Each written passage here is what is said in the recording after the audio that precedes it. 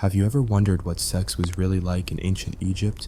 Not the sanitized version written into textbooks, and definitely not the overly mystical one from movies, but the real, grounded, slightly awkward, deeply human version? Because it turns out, the ancient Egyptians were not only surprisingly open about sexuality, they were also incredibly creative, highly ritualistic, and at times downright weird about it. They lived in a world where desire was sacred, where lettuce was an aphrodisiac, and where love poems doubled as slightly sweaty pickup lines. If you think modern dating is complicated, just wait till you hear about the god who created the universe by, well, let's just say he didn't need a partner. Before you get comfortable, please hit like and subscribe, but only if you truly enjoy what I do. Drop a comment telling me where you're tuning in from and what time it is for you. It's always fascinating to see who's joining us from around the world. Now dim the lights, maybe turn on a fan for that soft background hum, and let's dive together into today's journey. The ancient Egyptians didn't treat sex like a secret. It wasn't something to be embarrassed about, whispered behind closed doors or hidden under layers of euphemism. They saw it as natural as the sun rising over the Nile, or as ordinary as feeding the family goat. It was essential, life-giving, functional, and in many cases, fun. There were no puritanical rules about celibacy, no obsessive cultural guilt. As long as you didn't sleep with someone else's spouse or mess up an inheritance, no one was likely to judge you. They didn't even try to separate the sacred from the sensual. To them, those two things belonged together. Sex wasn't just for pleasure, it was part of the cosmic balance. The whole concept of ma'at, the Egyptian idea of harmony and order, extended to everything, including the bedroom. A healthy sex life meant the gods were pleased, fertility was abundant, and the land would thrive. If your relationship was struggling, the solution might not be therapy. It might be lighting a candle to Hathor and adding more honey to your nightly rituals. And speaking of the gods, they were the original trendsetters when it came to Egyptian sexuality. The mythology itself reads like a very creative soap opera. Take Adam, the creator god from the Heliopolitan myth. He didn't need a partner to make the universe happen. According to legend, Adam brought life into being by engaging in an act of divine self-love. That's right, solo creation. From this came Shu, the air, and Tefnut, the moisture. His bodily fluids didn't just symbolize creation, they were creation. This wasn't treated as shocking or shameful, it was divine power. No fig leaves, no awkward metaphors, just honest, unembarrassed generative energy. The gods modeled sexuality not as something to blush at, but as something powerful, normal, and necessary. Which makes you wonder, if even the gods were this relaxed about sex, how could the humans possibly outdo them? Well, they gave it a solid try. Let's talk about Osiris and Isis, the power couple of ancient Egypt. When Osiris was murdered by his brother Set and cut into pieces, classic sibling rivalry, Isis didn't give up. She gathered all his body parts, carefully reassembled them, and used a little divine creativity to craft a missing piece, the missing piece, to be specific. She fashioned a replacement phallus, resurrected her husband just long enough to conceive their son Horus, and in doing so, ensured the royal bloodline would continue. If that's not commitment, I don't know what is.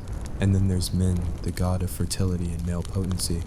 Let's just say that subtlety was not Min's strong suit. He was depicted as fully aroused, standing tall in every sense, holding his most prominent attribute with both reverence and zero shame. Worshippers would offer him lettuce, not for salad, but for its symbolic properties. Egyptian lettuce stood upright and oozed a white sap when cut. You don't need a degree in symbolism to figure that one out. For the Egyptians, it wasn't just suggestive, it was sacred. Fertility rituals at Min's temple involved offerings of lettuce, music, chanting, and probably a few red-faced first-timers. Hathor, the goddess of love, joy, music, and intoxication, brought a softer, more sensual energy. She was often depicted nude or semi-nude, embodying pleasure in all its forms: laughter, dancing, desire. Her festivals were less like religious solemnities and more like massive, euphoric gatherings. Think ancient Tinder, but with more tambourines and communal wine jugs. People would drink, sing, flirt, and connect under her watchful, smiling gaze. Hathor wasn't a goddess you feared. She was one you celebrated, preferably barefoot and a little tipsy. Even the mighty Ra, the sun god, had his moments. Depending on the version of the creation myth, Ra either spoke the world into existence or spat it. Again, bodily fluids equaling cosmic order. It's a recurring theme, but while the gods had their fair share of ritualized and highly metaphorical intimacy, everyday Egyptians lived a more practical, grounded version of sexuality.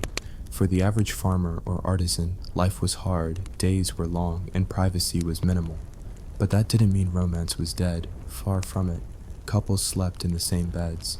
They raised children together. They shared bread ovens and linen closets and love notes scratched onto shards of pottery. Yes, shards. Called ostraca, these bits of broken pots were often reused for scribbling messages, receipts, or occasionally something sweet. I dream of your beauty by night, one might say. That's the ancient equivalent of a late-night text. There was no official wedding ceremony in ancient Egypt, no veils, no vows, no priest asking you to say, I do. If two people decided to live together, share food, and maybe a goat or two, that was enough. Society recognized them as married, simple, direct, and refreshingly paperwork-free. Sometimes couples drafted marriage contracts, especially if they had property to protect. These documents laid out what each partner brought into the household, who owned what, and what would happen if things fell apart. In some cases, they even included penalties. If you hit me, you owe me silver. It's not romantic, but it's clear. Divorce was possible and fairly straightforward. No public shaming, no long trials. Just a split of possessions and a return to separate homes. Children usually stayed with the mother, especially if they were young. And in many cases, ex-partners continued to live in the same neighborhood, or even the same courtyard, because moving was hard and awkward tension was just part of life. Sex itself was understood as a fundamental part of daily existence, like eating, farming, or bathing. As long as it was consensual and didn't break any social contracts, it was your business. Egyptian society didn't obsess over purity or chastity. There were no religious rules demanding celibacy. Priests might be expected to maintain ritual cleanliness, but even that didn't necessarily mean abstinence, just a good bath afterward. Contraception existed, though you probably wouldn't want to try it. Recipes included crocodile dung, acacia gum, and sour milk, usually inserted with linen plugs. Not exactly romantic, but they were working with what they had. Midwives knew how to track fertility, and there were even pregnancy tests involving grains. If barley or emmer seeds sprouted after a woman urinated on them, congratulations, you might be expecting. If not, maybe try again next season. Despite the practicality, Egyptians weren't without passion. Love poems from the New Kingdom period reveal a surprising depth of emotion, and an occasional lack of subtlety. One young woman writes of pretending to be sick so her crush will visit her. If you come near me, I will get better, she says. That's flirtation with a plan. These poems were often read aloud at feasts, sung at banquets, or passed around among friends. They celebrated physical beauty, emotional longing, and the thrill of stolen glances. The metaphors? Oh, they were bold. Fruit symbolized sensuality. Gardens meant private spaces of love, and rivers, well, let's just say they didn't always mean irrigation. Even the humble lettuce made frequent appearances. As an offering to men, it carried layered meanings. It was a symbol of growth, vitality, and male arousal. A salad in ancient Egypt could absolutely be foreplay. The culture didn't need to hide these things. They embraced them. Art, literature, and ritual all wove sexuality into the broader tapestry of life. It wasn't vulgar and it wasn't hidden, it just was. The next time you imagine the ancient world as stiff and sterile, think of the Egyptians. Think of the love poems on broken pottery, the festivals for Hathor, the lettuce offered to men, and the gods who didn't blush. They understood that desire wasn't just a personal impulse, it was a sacred force.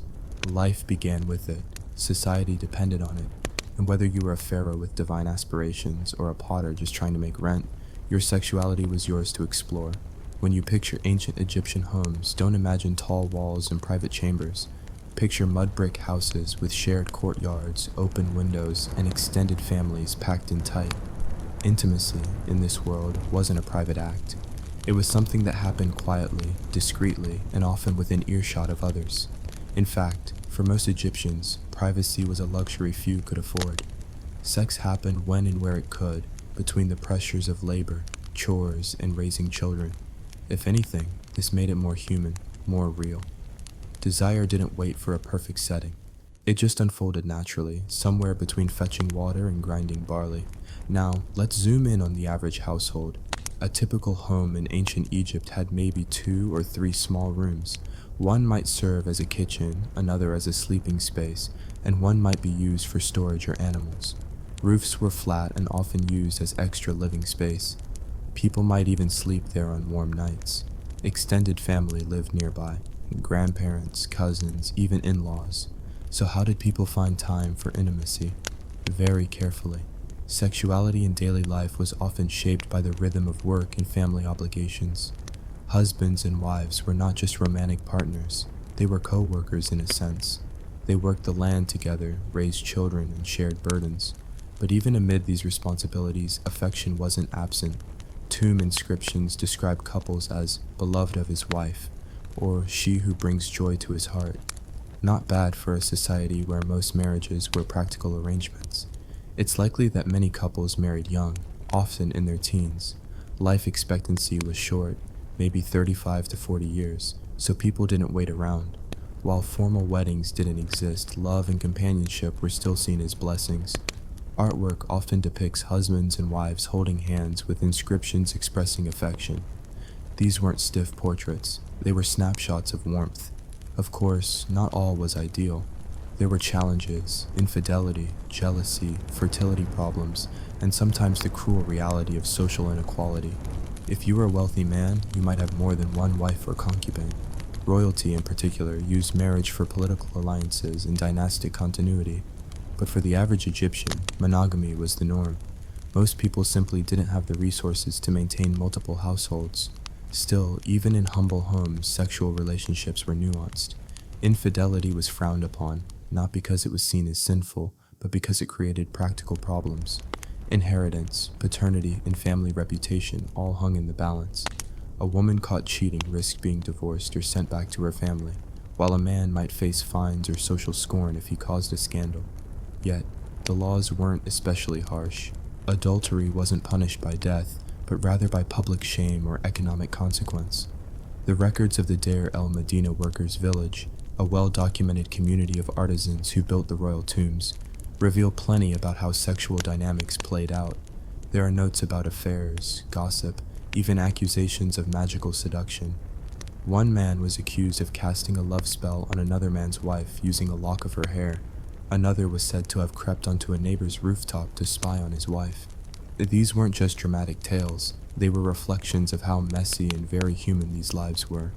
Women in ancient Egypt had more legal and social freedom than in many other ancient societies. They could own property, inherit wealth, sue in court, and divorce their husbands.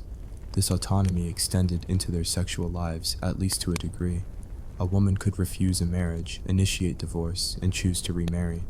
Her sexual reputation mattered, but she wasn't entirely subject to male control. In love poems, women often take the lead, expressing desire and longing with poetic boldness. "My beloved is on the other side of the river," one poem reads, "but I will go to him, my feet do not falter." That's not exactly passive.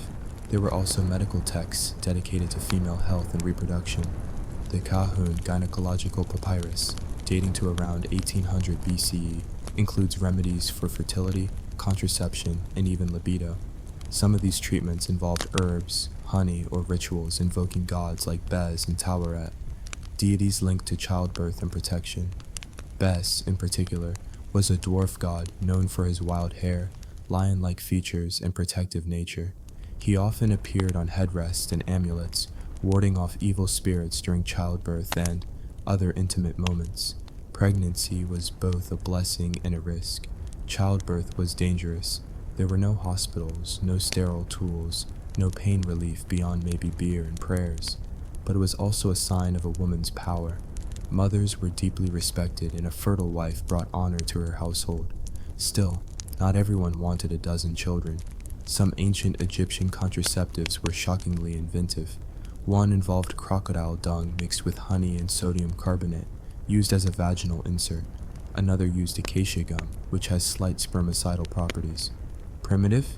Yes, but also impressively resourceful. And while we're on the topic of creativity, let's talk about erotic art. Ancient Egyptian art is famously formal. with stiff poses and idealized figures. But behind closed doors, or in private tombs, there's another side.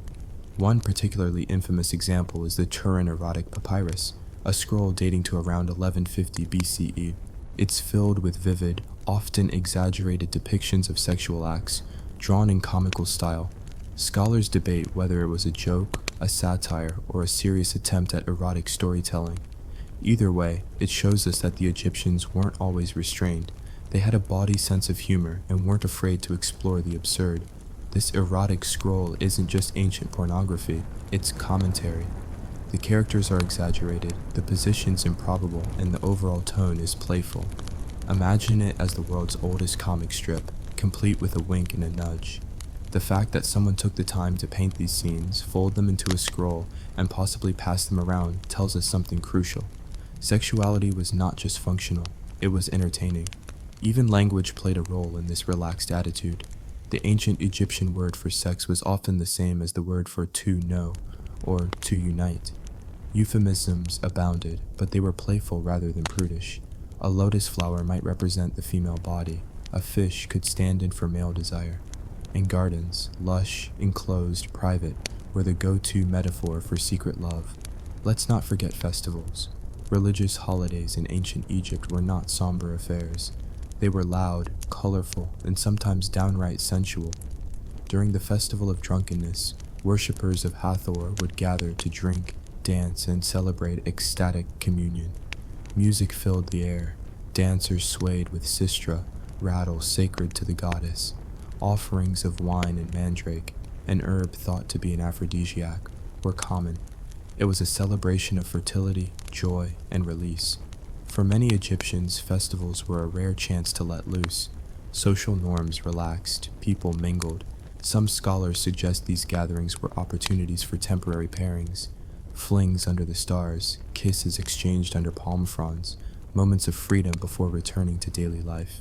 It wasn't shameful, it was sacred indulgence. Even in mourning, sexuality was acknowledged. Tomb inscriptions sometimes include the hope that the deceased will enjoy pleasures in the afterlife. Food, drink, music, and yes, intimacy. The idea was that the afterlife mirrored the best parts of earthly life, only better. No hunger, no pain, no bills to pay, just endless feasts and eternal love. If you were lucky, you'd reunite with your spouse and continue the relationship beyond death. This belief gave rise to the idea of Ka, a person's spiritual double.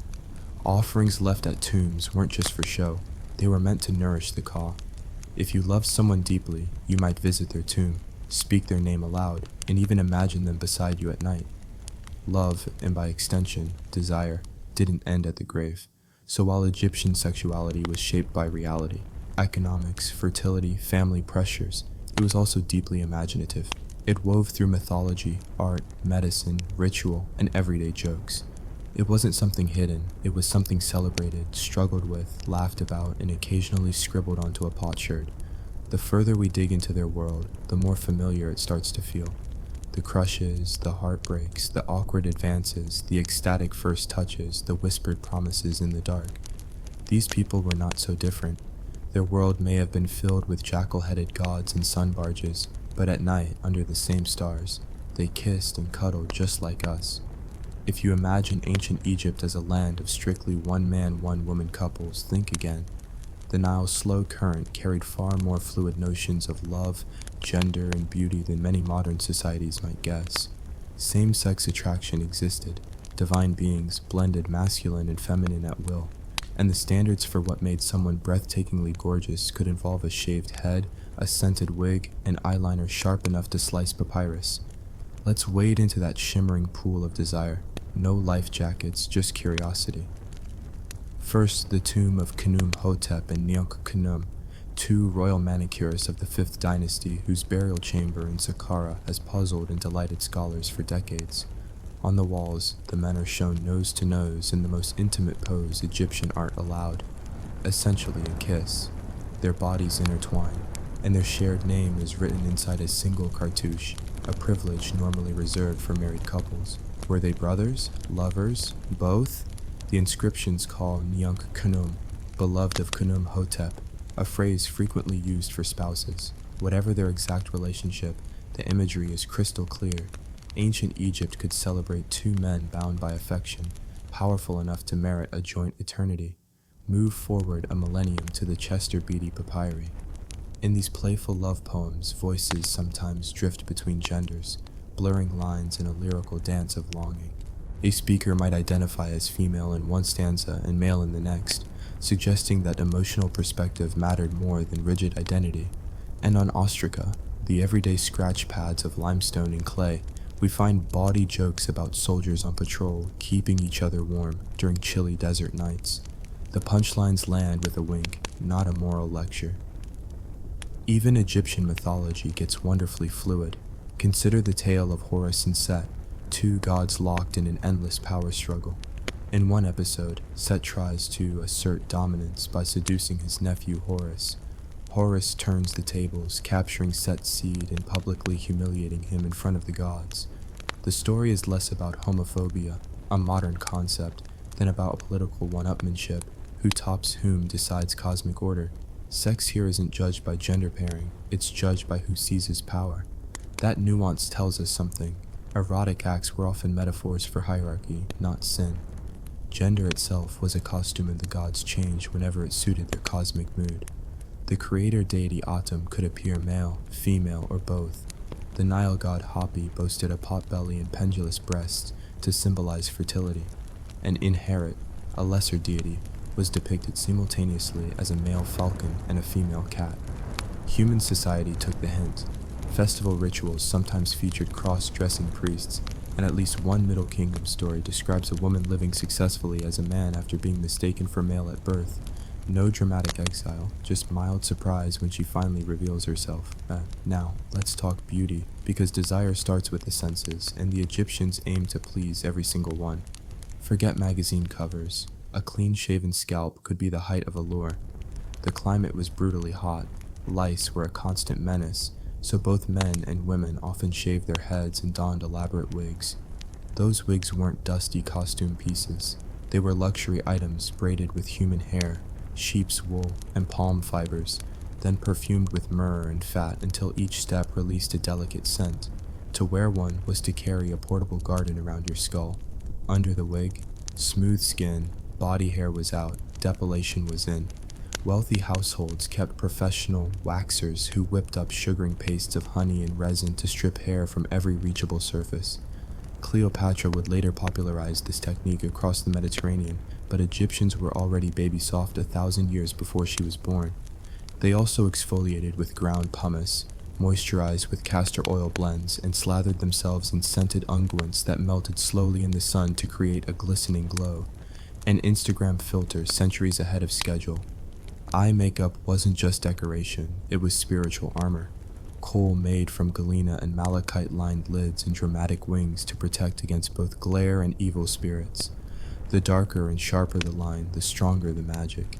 Men wore it proudly. Workers carved in tomb murals sport thick cat-eye flicks while hauling stone blocks.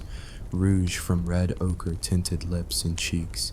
Henna stained fingers and toes a burnt orange.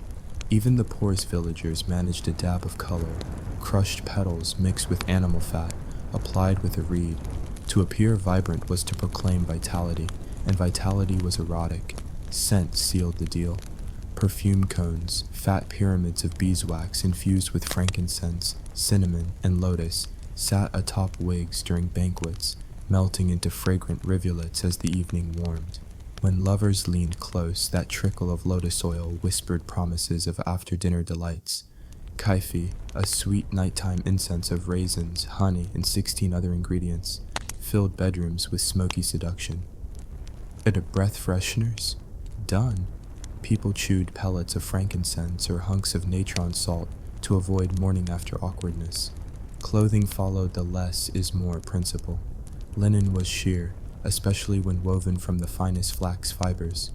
A woman's sheath dress clung like a second skin, sometimes held up by nothing more than beaded straps. For men, a simple kilt wrapped around the hips, pleated for flair. Formal occasions called for longer robes, but the heat often won the argument, leaving shoulders bare and midriffs temptingly exposed. Children ran nude until puberty, no big deal, and servants labored in little more than belts. The human form wasn't scandal, it was simply there, a fact as plain as the pyramids on the skyline. What about beauty ideals? Artistic conventions show men with broad shoulders, narrow waists, and toned calves, practical traits for fieldwork or soldiering. Women appear slender, high-breasted, their figures shaped like the hieroglyph for a graceful walk. Yet real life allowed wiggle room, pun intended. Love poems praise rounded bellies, dimpled thighs, and soft arms that make a perfect pillow for my head. The Egyptians loved symmetry, but adored personality. A playful eye, a voice sweeter than beer, laughter like the splash of water on lotus leaves. Attraction blooms where chemistry sparks, not where tape measures approve. Same-sex desire fit neatly into this aesthetic web. In Ostraca sketches from Deir el Medina, two young men flirt over a pot of beer, one offering a flower while the other fans flirtatious sparks with a palm leaf. Another shard shows two women reclining beneath a date tree, sharing a jug in a gaze that needs no translator. Artists gave them the same care they gave heterosexual couples, evidence that these affections found space in society's visual language. Legal texts stay mostly silent on punishment for same-sex acts, suggesting they weren't a hot legal issue. A New Kingdom papyrus lists crimes to be judged in court: cattle theft, temple robbery, adultery with a married woman, but sexual acts between consenting men or women are absent. Silence isn't always acceptance, but here it hints at a live and let love attitude unless inheritance or marriage contracts got messy. Speaking of contracts, let's visit the bustling marketplaces of Thebes, where merchants flirted over scales of grain and rolls of linen. A scribe might compliment a brewer's strong arms while admiring her latest batch of date wine. She'd smile back, adjusting her sheer dress, aware that the flick of coal around her eyes could turn business talk into moonlit rendezvous plans. Courtship was practical, but it sizzled. Gifts ranged from jewelry and perfume bottles to a perfectly carved fish amulet, symbol of fertility and a cheeky nod to aquatic euphemisms. Music set the mood. Harpists plucked chords that drifted through courtyard walls at dusk. Flutists accompanied banquets, their instruments often carved in the shape of female curves, sound made sensual. Dancers from Nubia twirled in linen that flared like petals, wrists jangling with beads, ankles chiming with anklets. Movement communicated what words dared not: an invitation, a tease, a promise. But for all the glamour, many Egyptians met partners in the most ordinary ways: hauling water at dawn, weeding onion patches, or waiting in line at the village granary. Shared labor fostered shared glances.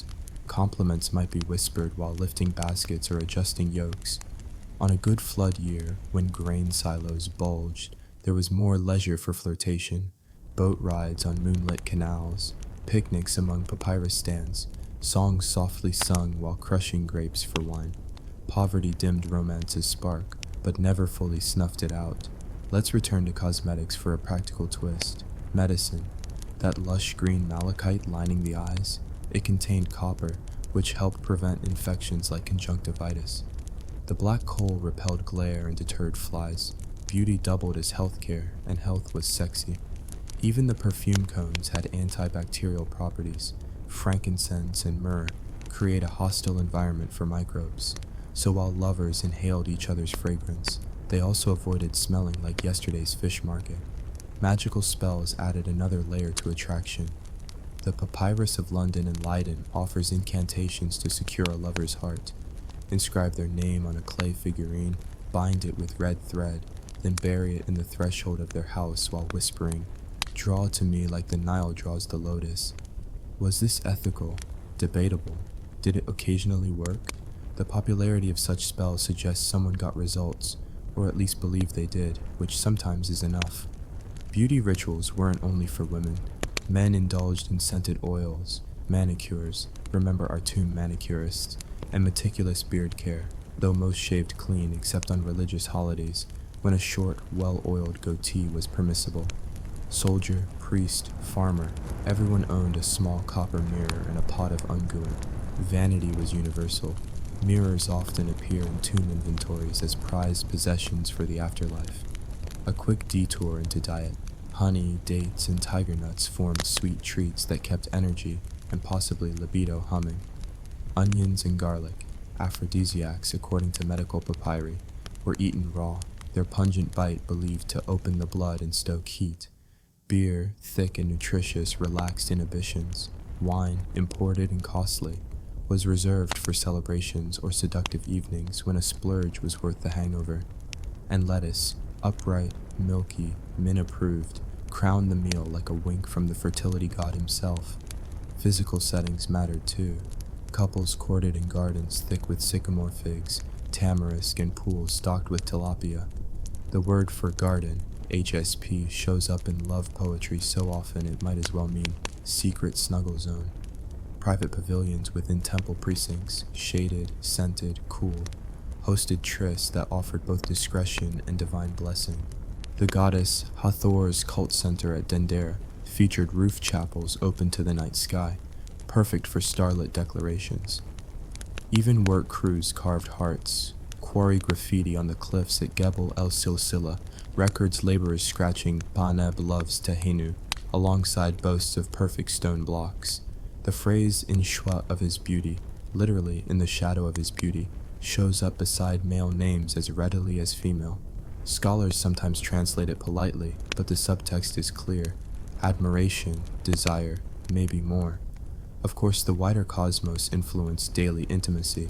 Astrology, yes, the Egyptians checked their horoscopes too, aligned personalities under deacons and planetary deities. A stargazer might say, born in the month of Paoni under the watch of Sirius, you are destined for passionate love. As a pickup line, whether the stars agreed hardly mattered if hearts already fluttered. So what emerges from all this coal-rimmed observation? A tapestry of human experience where same-sex love isn't erased, where gods model gender fluidity with a shrug, and where beauty practices aim to delight every sense while warding off flies. It's messy, fragrant, occasionally eyebrow-raising, and profoundly relatable. The Egyptians dressed sexuality in lotus petals and malachite dust, but beneath the adornments beat the same universal pulse: connection. Power in ancient Egypt always had a bedroom door, sometimes ornately carved, sometimes barely hanging on its hinges, and whoever controlled what happened behind that door often controlled the throne. From the pyramids to the Ptolemies, sexuality and statecraft braided together like papyrus reeds in a river basket, strong, flexible, and occasionally hiding a baby destined for greatness. Let's start with the institution everyone finds most shocking: sibling marriage among pharaohs. To modern ears, it sounds like a plot twist reserved for grim fantasy, but in the royal courts of Egypt it was good politics. The logic was divine as much as dynastic. If gods could marry their sisters, Osiris to Isis, Geb to Nut, then the children of gods on earth should keep the bloodline equally pure. Marrying within the family ring-fenced power and prevented ambitious outsiders from claiming a stake in the throne. It also reduced the number of in-laws angling for influence at court. Why invite a rival clan into your palace when your sister already understands palace etiquette and the family secrets? Tutankhamun's parents were siblings, and so, most likely, were many couples up and down the 18th dynasty family tree. The practice helped consolidate authority but carried obvious genetic risks. Tut's clubfoot and fragile health hint at recessive traits sneaking through royal lineages. Still, for centuries the system limped on, propped up by theology and tradition. Outsiders gossiped, insiders shrugged. Maintaining Maja, that cosmic balance, mattered more than modern medical advice that wouldn't exist for millennia. Yet sibling marriage was only the beginning of royal bedroom intrigue. Pharaohs kept substantial harems, palatial complexes staffed by hundreds of women and as many eunuchs, guards, tutors, and servants. Some wives were daughters of local nobles whose families sought royal favor. Others were foreign princesses sent as diplomatic gifts from Mitanni, Babylon, or Hatti, their marriages sealed with crates of gold and promises of eternal friendship. These women lived in semi-seclusion, but don't picture passive hostages. Many wielded real influence, writing letters home, lobbying the court, even orchestrating succession plans. One cautionary tale: the harem conspiracy against Rameses III. Texts from the judicial papyrus of Turin reveal that one secondary queen, Tia, plotted to assassinate the aging king and place her son Pentawere on the throne. She colluded with magicians, butlers, and a battalion of disgruntled officials. proof that a well-placed kiss or whispered promise could unlock doors soldiers never could. The plot ultimately failed, yet it stands as a reminder that desire and ambition can be a volatile mix, especially when lavish estates and god-king titles hang in the balance. Queens who rose to the very top did so by mastering both ritual and romance. Hatshepsut, for example, never married her half-sister, but she did marry her half-brother Thutmose II in the standard dynastic style. When he died, she declared herself king, adopting male regalia, a false beard, and officially styling herself His Majesty. Her propaganda machine carved a divine birth story on temple walls. The god Amun visited her mother in the guise of Thutmose I. The implication? Hatshepsut was partially divine, conceived through ritual seduction by a god. By fusing sexuality and theology, she secured legitimacy no council of wizened priests could overturn. Centuries later, Cleopatra VII would refine seduction as statecraft into an art that still sparks gossip. Raised in Alexandria's cosmopolitan swirl, Cleopatra belonged to a long line of Ptolemies, Greek-speaking rulers who kept the sibling marriage tradition alive more out of inertia than Egyptian piety. She wed two younger brothers in quick succession, Ptolemy XIII and the XIV, but neither marriage provided the military muscle she needed to hold the throne. Rome loomed large. Caesar marched into Alexandria in pursuit of Pompey, and Cleopatra seized her chance. Legend says she slipped into the royal palace rolled inside a rug or a laundry sack, depending on the author, emerging at Caesar's feet like a conjured vision, perfumed, poised, fluent in at least 9 languages, and ready to recite Homer at sunrise, if that's what it took to secure an alliance. The affair was practical for him. Grain, treasure, and a convenient mistress far from Roman scandal, and vital for her, the Praetorian Guard in everything but name.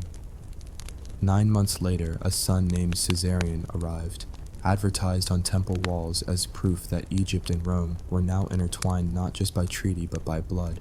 After Caesar's death, Cleopatra pivoted to Mark Antony. Their union produced twins, fleets, and enough propaganda to inflame every gossip merchant from Tarsus to Tarraco. Roman poets painted her as a sorceress, a fatal monster who enslaved a noble general with exotic charms. In truth, their relationship was a calculated partnership. Antony needed Egyptian silver to fund campaigns. Cleopatra needed Roman protection against her siblings and jealous Roman governors.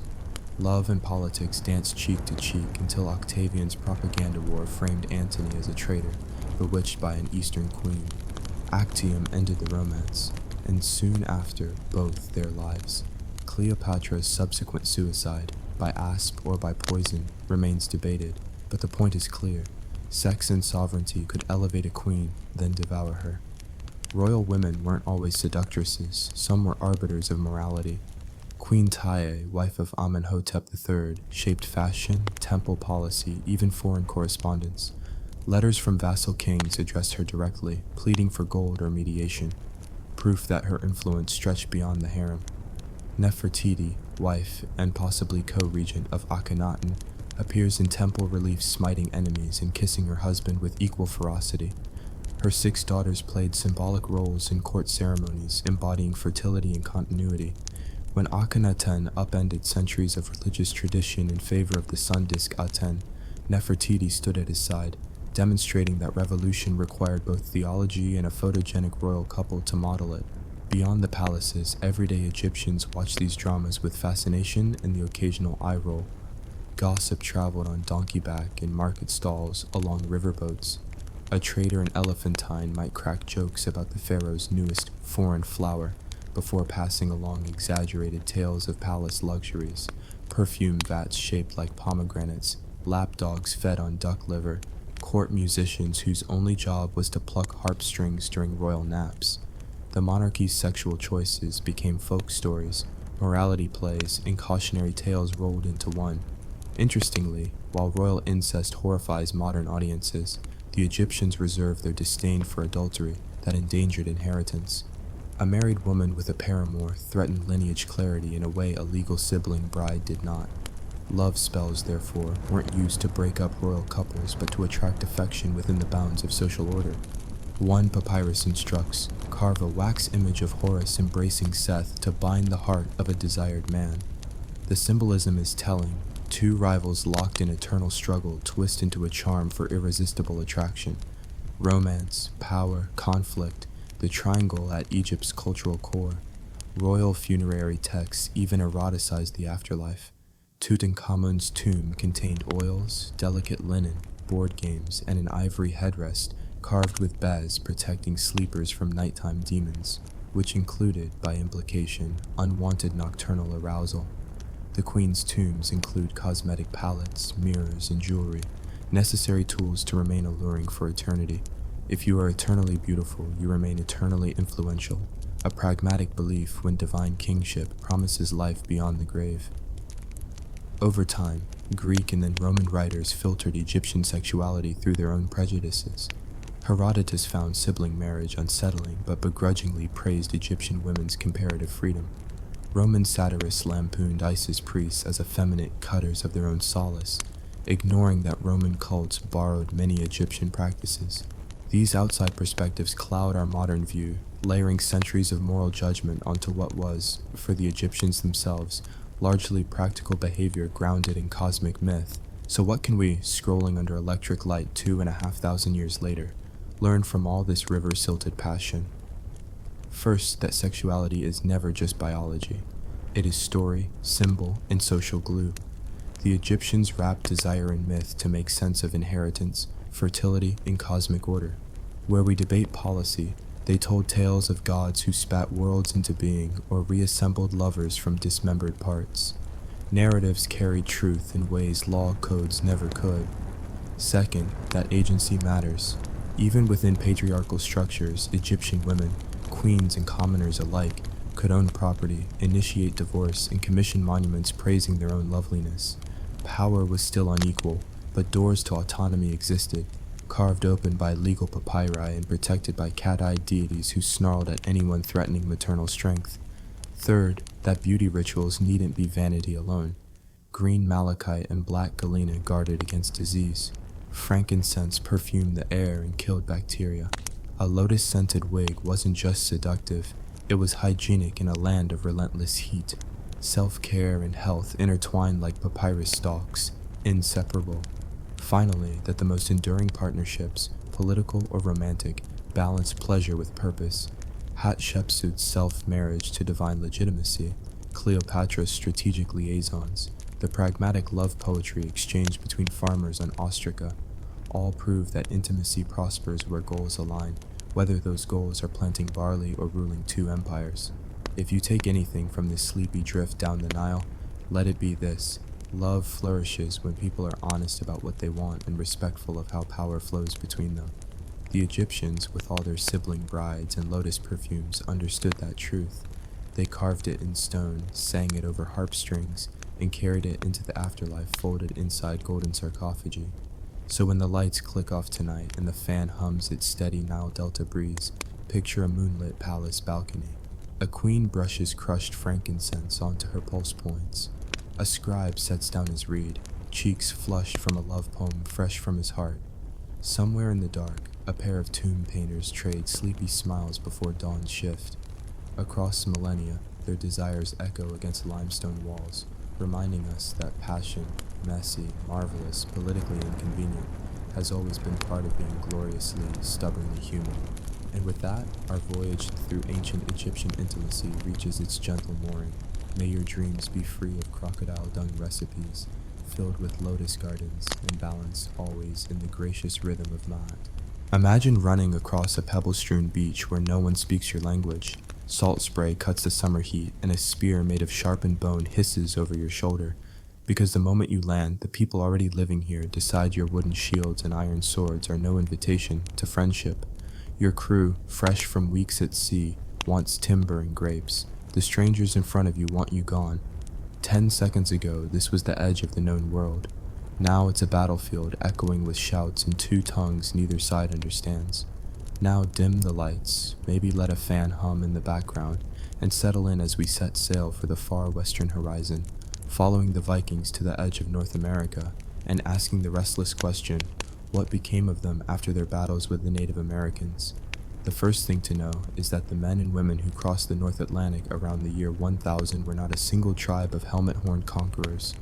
They were Icelanders and Greenlanders, second and third generation settlers descended from Scandinavians who'd already spent a century hopping islands like stepping stones, Shetland, Faroe, Iceland, then Greenland.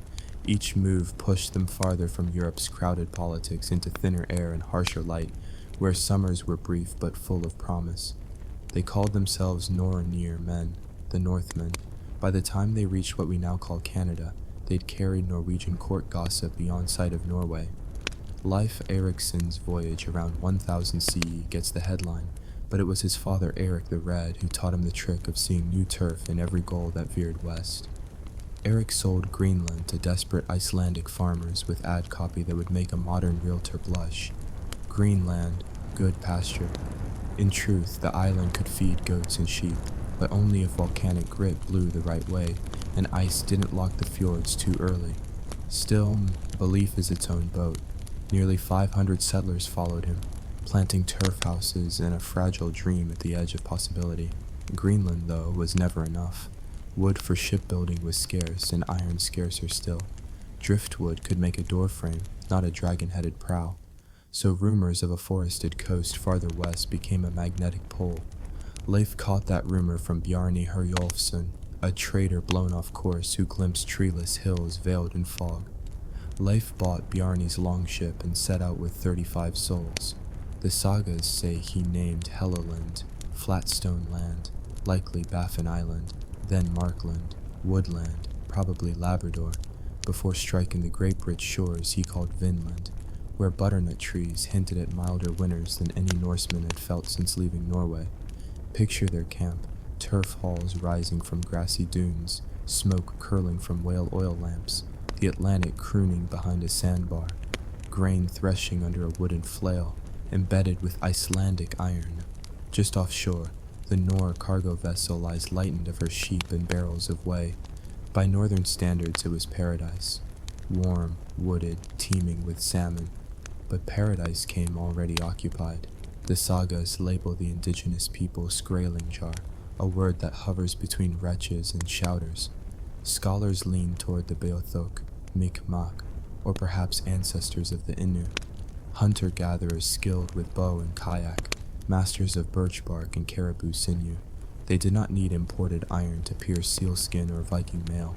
What they saw in these pale strangers was not Thor's fearless kin, but an unpredictable shop of curiosities. Wool cloth, bronze pins, red milkwood axes, and a hunger for timber no treaty could quench. At first the encounters were tentative.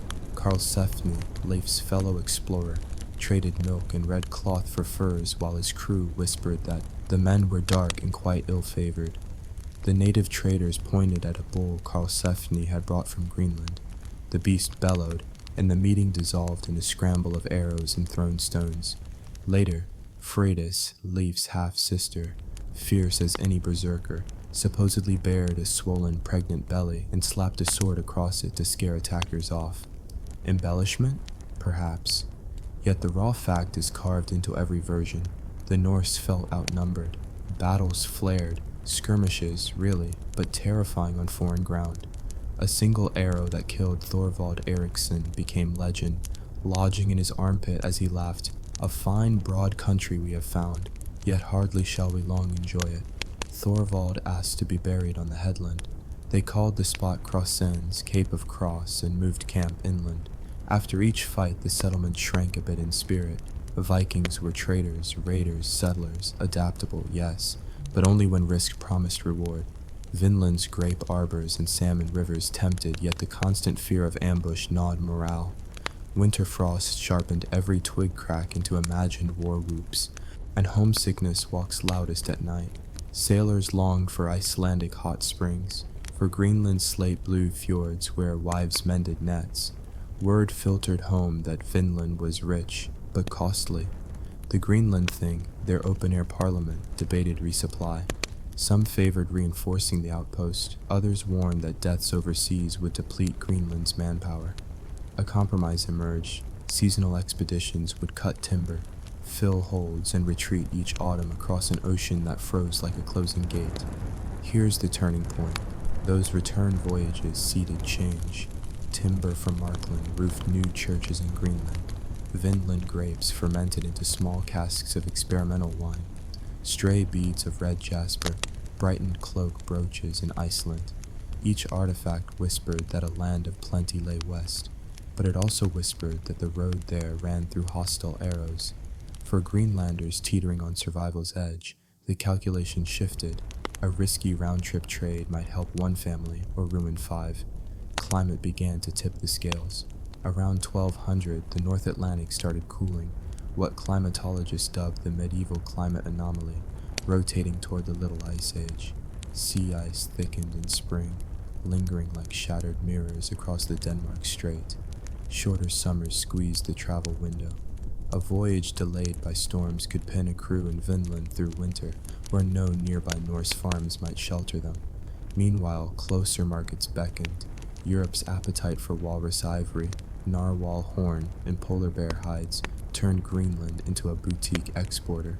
Why brave the unknown west when guaranteed silver jingled across the east? Yet stories of Vinland clung to hearth smoke. Children learned them like fairy tales, a place where butternuts cracked sweeter than hazelnuts, where wheat sprouted wild, where days ran long and winters kind. Some whispered that lost cousins still tilled fields there. Others claimed the Skraeling jar now carried iron knives with runes along the spine, a sign they traded with someone, maybe rogue Norse settlers who stayed when the main camp sailed home. Archaeology offers hints. A pin forged in Norse style turned up in a Dorset Paleo-Eskimo layer on Baffin Island. A small burlap of smelted bronze surfaced in a pre-contact Inuit ruin on Ellesmere. These crumbs suggest brief or intermittent contact along the Arctic fringe long after regular voyages halted. Perhaps a lone Nor, storm-blown, wintered on the Labrador coast and bartered with locals for seal meat, leaving behind a broken buckle. Perhaps a Greenland hunter chasing walrus drifted onto Baffin and knitted sinew with strangers by a soapstone lamp. What we do know is that by 1120 the bishop in Greenland wrote Rome requesting a new bishopric seat, proof that the colony still felt connected to Christendom. The letter does not mention Vinland. Silence can be an absence or a secret. Scholars debate, had the settlements faded already, or did the writer deem them too minor to note, like an unprofitable parish best left off the ledger? Back in Iceland, saga scribes penned their epic memories between 1190 and 1280. Two texts give us most of what we know, the saga of the Greenlanders and the saga of Eirik the Red. They weave heroism with sorrow, but one motif repeats: skirmishes end dreams. The Skraeling jar appear as shadows, yet their resistance shapes the plot like bedrock under thin soil. The sagas imply, with Viking bluntness, that arrogance met its match across the sea. So, what happened after those clashes? In the short run, the Norse kept sailing but scaled ambition down. No permanent colony, only timber raids and exploration parties landing quick, cutting spruce logs, then fleeing east before arrows found them. In the medium run, Greenland's economy pivoted toward Europe. Ivory made better profit than grape must. In the long run, climate, resource strain, and shifting trade undercut Greenland itself, even without Skraeling spears crossing the ocean. Yet the legacy of those early encounters rippled farther than any saga could measure. Norse nautical knowledge of tidal patterns, prevailing winds, and star paths west of Iceland filtered into later medieval charts. The mysterious Isle of Brazil appears on 14th century maps off Ireland, perhaps a garbled echo of Vinland. European fishermen soon roamed Newfoundland's Grand Banks, following cod so thick they said you could walk on their backs. Did rumors of Leif's grapes prime them to believe in Western riches? Maybe. Meanwhile, among native communities, faint evidence hints that foreign visitors became cautionary folklore, tales of pale ghosts in floating houses wielding trees that spit fire. Inuit oral tradition speaks of Kavdlu night, outsiders with strange tools, arriving, trading, sometimes fighting, then vanishing with the tide.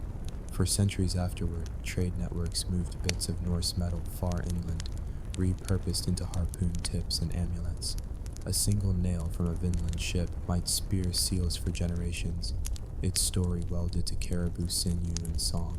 Picture for a moment a Greenland boy born in 1250, He sits on a seal skin by a peat fire, while his grandmother spins wool and his uncle files a walrus tusk into chess pieces for a Bergen merchant. The boy asks about Vinland. The elders exchange looks. One says, a fertile place beyond the dark water, but cursed with endless war. Another mutters, had we sent more men, built stronger walls. The conversation trails into the hiss of drifting snow against the turf roof. The boy imagines grapes glowing red under a sun warmer than any he has ever felt. That dream might follow him onto fishing trips, into marriages, perhaps even into his last breaths when ice storms rattle the church belfry. Yet no ship will carry him there. By his lifetime, seasonal voyages have likely ceased. The channel between myth and memory freezes shut. Still, Vikings were not a people content with endings. The spirit that launched them past Cape Farewell, past the tree line, past fear of falling off Earth's rim, did not snuff out when Vinland withdrew behind a curtain of arrows. It redirected. Some Greenlanders doubled down on Arctic hunting, riding kayaks after narwhals. Others sailed back east carrying walrus ivory to Denmark, where Gothic cathedrals needed altar inlay. Icelanders, freed from timber shortages by imported Markland logs, copied books and debated theology. Norway's kings leveraged Atlantic scouting to imagine routes around Scotland, nudging open future paths for Hanseatic traders. And centuries later, when Columbus read sagas in translation, the whisper of Vinland nudged him to gamble on sailing west, not for timber but for spices, and history's next collision of worlds began. So the answer to what happened to the Vikings after battling the Native Americans is neither simple defeat nor tidy victory. They retreated, adapted, remembered, and occasionally returned. Their skirmishes with the Skraeling jar pushed them back across the Atlantic, but their restless oars kept beating in other directions. The Greenland colony endured 4 centuries after Leif landed, long enough for Norse bells to ring the mass of Easter 1408. When that bell finally fell silent, it was weather, isolation, and shifting markets, not native arrows, that told the end. In our next watch of this night voyage, we'll follow those Greenlanders into their twilight centuries, see how walrus hunts, ivory trade, and a cooling earth shaped the fate of Europe's remotest diocese, and discover why a wedding in 1408 became the colony's swan song. Curl deeper under your blanket, and let me know when you're ready to sail onward. We left off on the wind-brushed shores of Vinland, with Norse settlers weighing the promise of a new world against the silent staring presence of those already living there. One arrow in the ribs, one shouted misunderstanding, and suddenly the land of grapes and forests had become a land of fear. But let's not move too fast. Let's pause and sit beside those early Norse settlers. Picture it. You're a Greenlander second generation, used to cold wind and tight rations. The moment you landed in Vinland, you felt the difference. The earth is softer, the trees are taller. The air smells like wet leaves and wildflowers instead of salt and fish oil. Your crew fells timber like boys picking berries. It's that easy. The ship needs repairs, the longhouse needs beams, and here, finally, are enough trees to make anything you dream of. At first your days are steady. You fish, you build, you boil seawater for salt, you trap birds, and then they appear, the Skraeling jar. You're surprised by how quickly they move, how quietly. Their clothing is different, but their eyes are the same, cautious, curious. You bring out goods to trade, cloth dyed red with madder root, milk from your cow, iron nails, bronze pins. They give you furs, dried fish, carved tools. Then the cow bellows, and everything changes. Now you carry your axe on your belt, even while sleeping. You post a lookout while foraging. You stop cutting trees deep in the forest. And most of all, you start counting the days until winter ends and your ship can ride the sea back east. You came to settle. You stay to survive. The sagas compress years into pages, but real time moves slower. Freydis Eiríksdóttir's expedition, another of the recorded Vinland journeys, paints a darker image. She sails not for exploration, but for profit. She arrives in Vinland not to learn, but to conquer. The story, murky and brutal, suggests she instigated a feud between her men and another Norse party. In the bloody aftermath, Freydis murders the rival crew, some say with an axe, others say while pregnant. Whether true or not, the tale reveals the tension simmering within Norse groups themselves. When food is short and threats are many, even old alliances splinter. But back to the question, what happened after the Vikings fought with the Native Americans? The short answer is this: they left.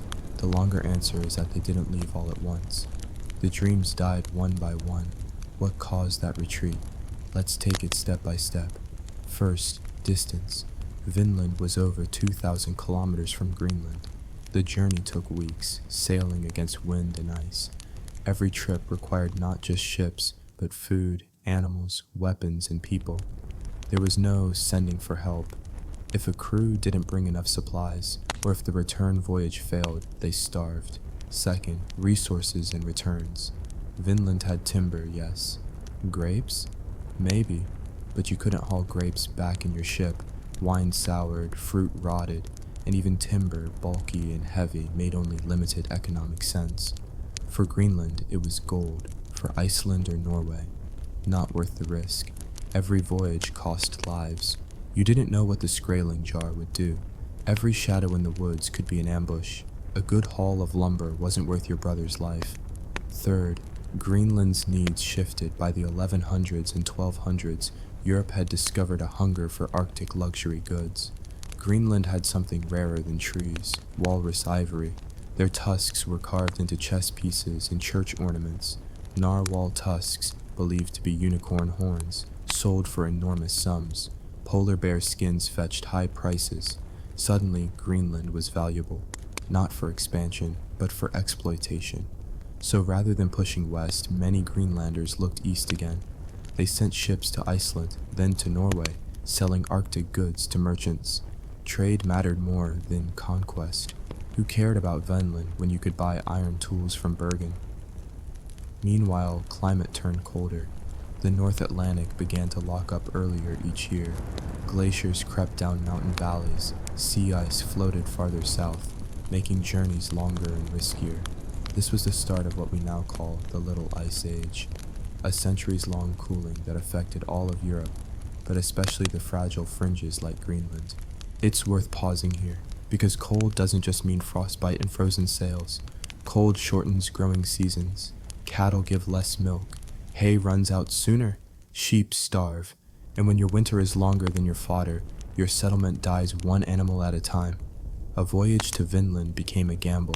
Get stuck in an early snowstorm and your whole crew might vanish. Still, for a while, there were return journeys. The sagas record multiple trips, some peaceful, others violent. Small crews returned to harvest wood or gather grapes. But none stayed long, none built lasting towns. And here's something almost poetic. The Norse left behind almost nothing. Unlike other European colonies, bristling with forts, churches, and disease, they made only the lightest mark. No cities, no graves, just one site in Newfoundland we're sure of: lawns aux meadows. There, archaeologists uncovered sod houses, iron nails, a forge, and a spinning wheel. Everything points to a Norse presence, but not for long, maybe a few years, then gone. Lawns aux meadows is important. It proves the sagas weren't fiction. The Vikings really did land in North America 500 years before Columbus. They really did build houses, they really did work iron and spin wool and cook their meals near peat fires, but they didn't stay. And when they left no descendants, no blended culture, no Viking Native American villages. Unlike in Greenland, where the Norse lived for centuries, Vinland faded from the world's eye. Still, the idea of Vinland stuck in Viking memory. Sagas written in the 1200s and 1300s preserve the stories. In them, the land becomes mythic. Forests with self-sown wheat, meadows teeming with game, rivers so full of salmon you could net them by hand. These are not just facts, they're dreams. Dreams of a place kinder than Greenland, a new Eden, a lost chance. And that brings us to another angle, the spiritual and symbolic legacy of Vinland. To Norse Christians, the West was both wilderness and wonder. Greenland had churches, priests, a bishop, but Vinland was the frontier, where Christianity met the unknown, where God's light hadn't yet reached. For some, this meant danger. For others, opportunity. Missionaries dreamed of converting the Skraeling jar. Warriors dreamed of winning new lands. But neither succeeded. Meanwhile, in the minds of the Skraeling jar, though we lack written records from them, These encounters must have also left an echo. Stories passed from elder to child about the pale people with shining axes and strange words. Perhaps warnings were spoken, beware the ghosts from the sea. Perhaps they were remembered as traitors or as invaders. Oral history leaves us only a murmur, not a voice. But archaeology whispers back. We found Norse artifacts far inland, bronze, iron, beads, items that moved through trade networks long after the Norse vanished. Some scholars believe these were carried hundreds of miles, passed from hand to hand, wrapped in meaning. A knife that once cut seal meat in Greenland might someday pierce a fish in Hudson Bay. So the Vikings disappeared from the Americas, but echoes of them did not. Back in Greenland, their world slowly changed. The eastern settlement thrived longest, with stone churches and carved gravestones. But even there, signs of stress mounted, skeletons show stunted growth, sheep pens shrank, imports became rare. The last written record is a wedding held in 1408 at Falsey Church. After that, silence. By the 1500s, when European ships returned to Greenland, the Norse were gone. No one entered the harbor horns. No fires smoked from the turf houses. The longboats had rotted. Their descendants had either died out, returned to Iceland, or been absorbed into the Inuit world. Though evidence for that last theory is still debated, it's easy to imagine a final family clinging to tradition, praying in Latin as snow piled against their barn. Easy, too, to imagine their memories of Vinland, told in whispers by firelight, of rivers full of fish, of grapes on the vine, of days that almost were. And so the saga ends, not with conquest, not with glory, but with a gentle vanishing, a return to silence, a journey that stopped just short of forever. And yet, there's something beautiful in that, isn't there? Not on the icy deck of a longship, not in the deep forests of Vinland, but in the cold, quiet villages where the last Norse settlers tried to hold on, year after year, generation after generation, as the rest of the world forgot them. Let's dim the lights a little more. Let the wind howl outside, because what happens next isn't some bloody clash or heroic conquest. It's slower, stranger, a story not about warriors, but about silence, about what it means to disappear. The Norse had lived in Greenland since the late 900s, when Eric the Red, exiled from Iceland, sailed west and named the island Greenland to make it sound more appealing. Clever marketing, really. And it worked. Soon, two main settlements were established, the Eastern Settlement and the Western Settlement, though both were technically on the southern edge of Greenland. At its peak, perhaps 4,000 Norse people lived here. They raised sheep, goats, and cattle. They fished and hunted, they carved ivory and exported it to Europe. They built stone churches and held mass. It wasn't easy, but it was a life. But by the 1300s, the signs of decline were impossible to ignore. Let's start with the Western Settlement, which despite its name was northeast of the Eastern one. It vanished first, not in a storm, not in a war. It just faded. The visitors in the 1340s found it eerily empty. Farms abandoned, tools rusting, no smoke, no people. A once living community now ghostly quiet. And what caused that? Historians still debate it, but a few likely reasons stand out. First, the climate. The Little Ice Age wasn't just a chill in the air. It brought longer winters, shorter summers, unpredictable storms, and creeping sea ice that choked shipping lanes. The grass grew more slowly. The hay harvest came too late, and without hay, your animals died. Second, isolation. Trade with Norway, always a lifeline, became erratic. Fewer ships came, and when they did, they often brought less. Iron tools became rare. Cloth had to be patched and repatched. Leather grew stiff. Even priests became hard to come by. The bishop's seat, once a proud part of the Eastern Settlement, was left vacant. Without clergy, there were no new sacraments, no confessions, no baptisms. Third, cultural rigidity. The Norse, as a people, were incredibly adaptable. After all, they'd spread across oceans, built settlements from Iceland to Russia, and learned to thrive in unforgiving landscapes. But in Greenland, they seemed oddly stuck. They clung to traditional European farming even when it failed them. They insisted on raising cattle, status animals, despite the harsh terrain. They built their homes and churches in the same styles as Norway, ignoring Inuit designs that better handled the climate. And here's where things get quietly tragic, because they lived alongside the Thule people, ancestors of the modern Inuit, who were perfectly adapted to the Arctic. The Thule hunted seals and whales, wore warm fur clothing, and used dog sleds to travel across the ice. They built snow houses, used harpoons, and navigated by stars and memory. But the Norse and the Thule didn't really merge. There was little cultural exchange, little intermarriage. Some Norse goods ended up with the Inuit, and Inuit artifacts were found in Norse ruins, but not much more. It's as though two worlds existed side by side, watching, but not touching. Some historians wonder, what if the Norse had adapted more? What if they had learned to hunt seals year-round? What if they had worn Inuit-style clothing and built Inuit-style boats? Maybe they could have survived. Instead, they stuck to what they knew: fields, sheep, and a stubborn European sense of order. And the earth didn't care. By the late 1300s, the western settlement was gone, and the eastern settlement, larger and more connected, lingered on, but it too was struggling. And that brings us to the last known event in Norse Greenland, the wedding at Valsøy Church. It's a poignant detail. On September 14th, 1408, a wedding was held in a stone church overlooking the fjord. The bride and groom were from Icelandic families visiting Greenland. A priest conducted the ceremony. Witnesses signed their names. It was in many ways a normal moment, but it's also the last written record we have from the Greenland Norse. After that, nothing. No letters, no sagas, no trade logs, no chronicles, just silence. So what happened? Some say famine took them. Others believe plague arrived on a merchant ship. Still others suggest a slow, tragic emigration. Families slipping back to Iceland or Norway when they realized the colony couldn't survive. There's even a theory, though controversial, that some Greenlanders may have migrated west again, to Vinland or beyond, but there's little evidence to support it. Archaeology paints a subtle picture. Excavated bones show signs of malnutrition. Churches fell into ruin. Roofs collapsed under snow.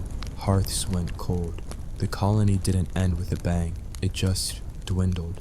And perhaps the most unsettling part? Their neighbors, the Inuit, survived. Where the Norse perished, the Inuit adapted. They fished when others starved. They wore furs while Norse coats froze stiff. They moved with the seasons. They knew how to live with the ice instead of fighting it. It's not just a story of survival. It's a quiet indictment of cultural pride. Because the Norse weren't weak, they weren't foolish, but they were stubborn. And that stubbornness, noble as it may have seemed at the time, slowly cost them everything. Centuries later, when Danish missionaries and merchants returned to Greenland in the 1500s and 1600s, they found Inuit communities, but no trace of the Norse. Just ruins, churches without roofs, homes sunk into earth, carvings of Christian crosses buried in snow. And that's where the story might have ended. But centuries later, we remembered. Historians in the 19th and 20th centuries began to dig, both literally and figuratively. They pieced together the sagas, compared Icelandic records, and launched expeditions. In 1960, archaeologists Helgi and Anne Stein Ingstad found Launce o' Meadows in Newfoundland, a Norse site with unmistakable evidence of Viking tools, iron smelting, and turf houses. And suddenly, the story was no longer a myth. It was real. The Vikings had reached North America. They had fought with Native Americans. They had tried to settle and failed. And their distant cousins in Greenland had fought the cold and time itself, until finally the sea took back their farms and the snow buried their memories. But even now, centuries later, those memories whisper to us. In the sagas, in the ruins, in the bone-deep silence of Greenland's forgotten valleys.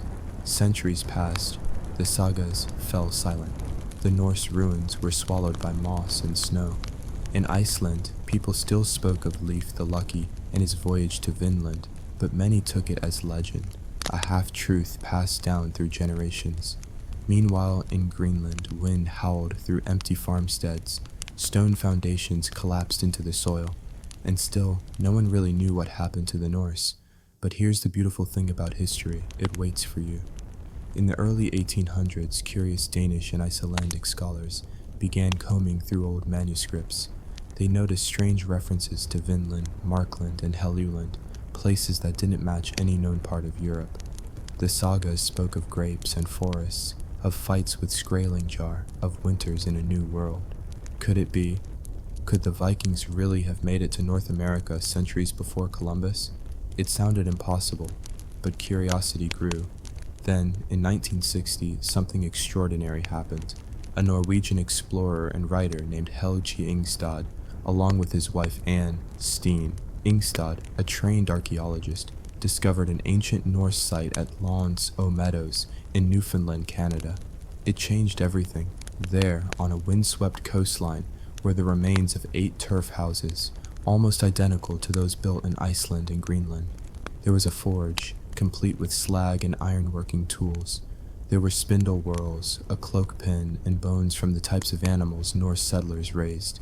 The site was dated to around the year 1000. In one stroke, the line between saga and history vanished. The Vikings had been there. They had crossed the Atlantic.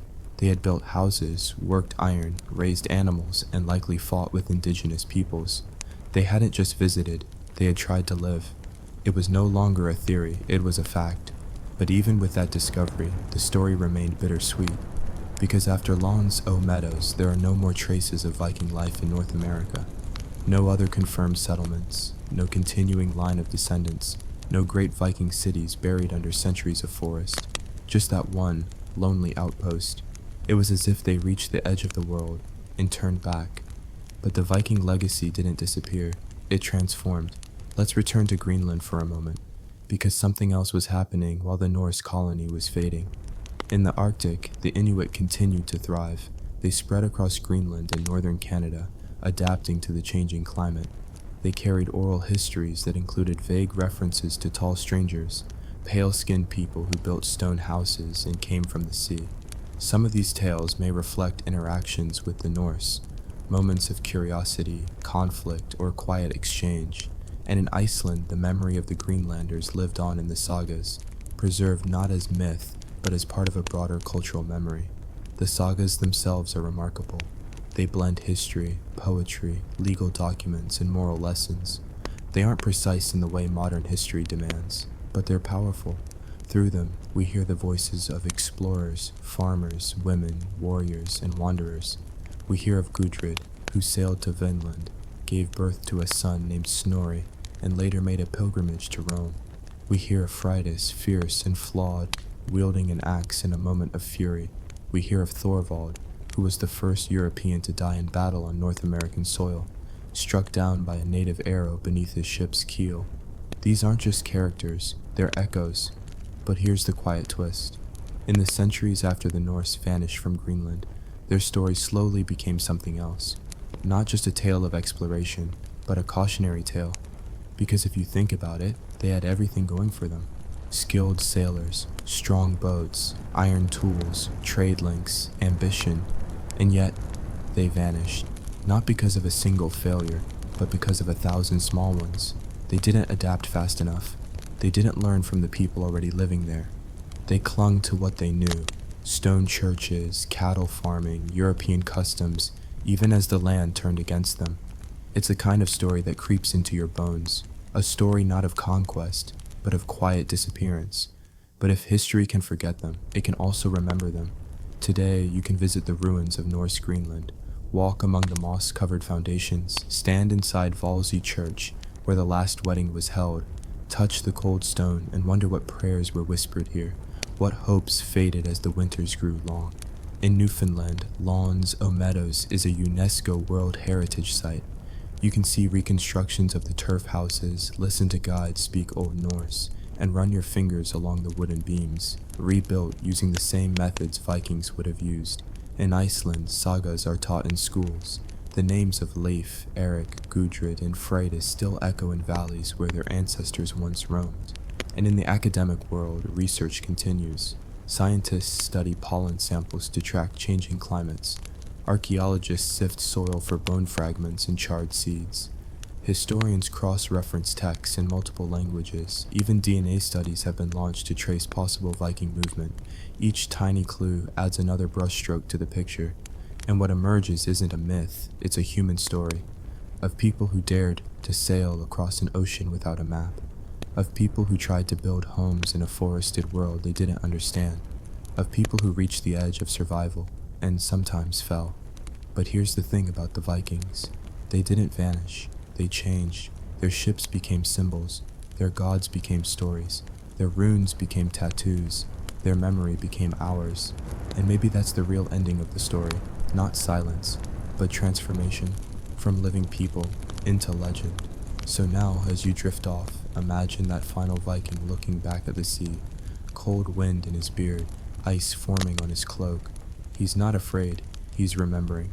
He remembers Vinland, the smell of strange trees, the crack of arrows in the forest, the shout of his brother as he fell. He remembers Greenland, the sheep, the stone church, the long dark winters. He remembers Iceland, volcanoes, horses, and sagas sung by firelight. And then he turns, back to the sea, back to memory, back to sleep. Let the wind carry the rest. Let the sagas whisper what we've forgotten. And let us always remember that even in the quietest ruins, history never truly sleeps. Imagine waking to the muffled clang of a distant church bell, its echo rolling down a mist-soaked valley that smells of pine resin and wood smoke, while somewhere beyond the ridge a merchant road lies abandoned, because the plague carts are coming and you've chosen to hide here, behind stone walls and iron discipline, in the only village for miles that still dares to ring a bell for morning prayers instead of last rites. You arrive at dusk, stumbling through the outer gate of a settlement perched high in the Tyrolean Alps. The year is 1349, and the Black Death has already devoured half of Europe. Cities are whispering graveyards, fields rot unharvested, priests run out of prayers. Yet here, on a windswept terrace above a rushing glacier melt, the people of Sankt Leonhard still breathe. They mill about with wary eyes, kerchiefs soaked in rosemary vinegar tied over mouth and nose. Children chase each other through goat pens. From chimney holes, blue smoke curls, spiced with juniper and sage meant to chase bad airs. You, weary traveler, beg entry. But the first lesson of survival here is simple.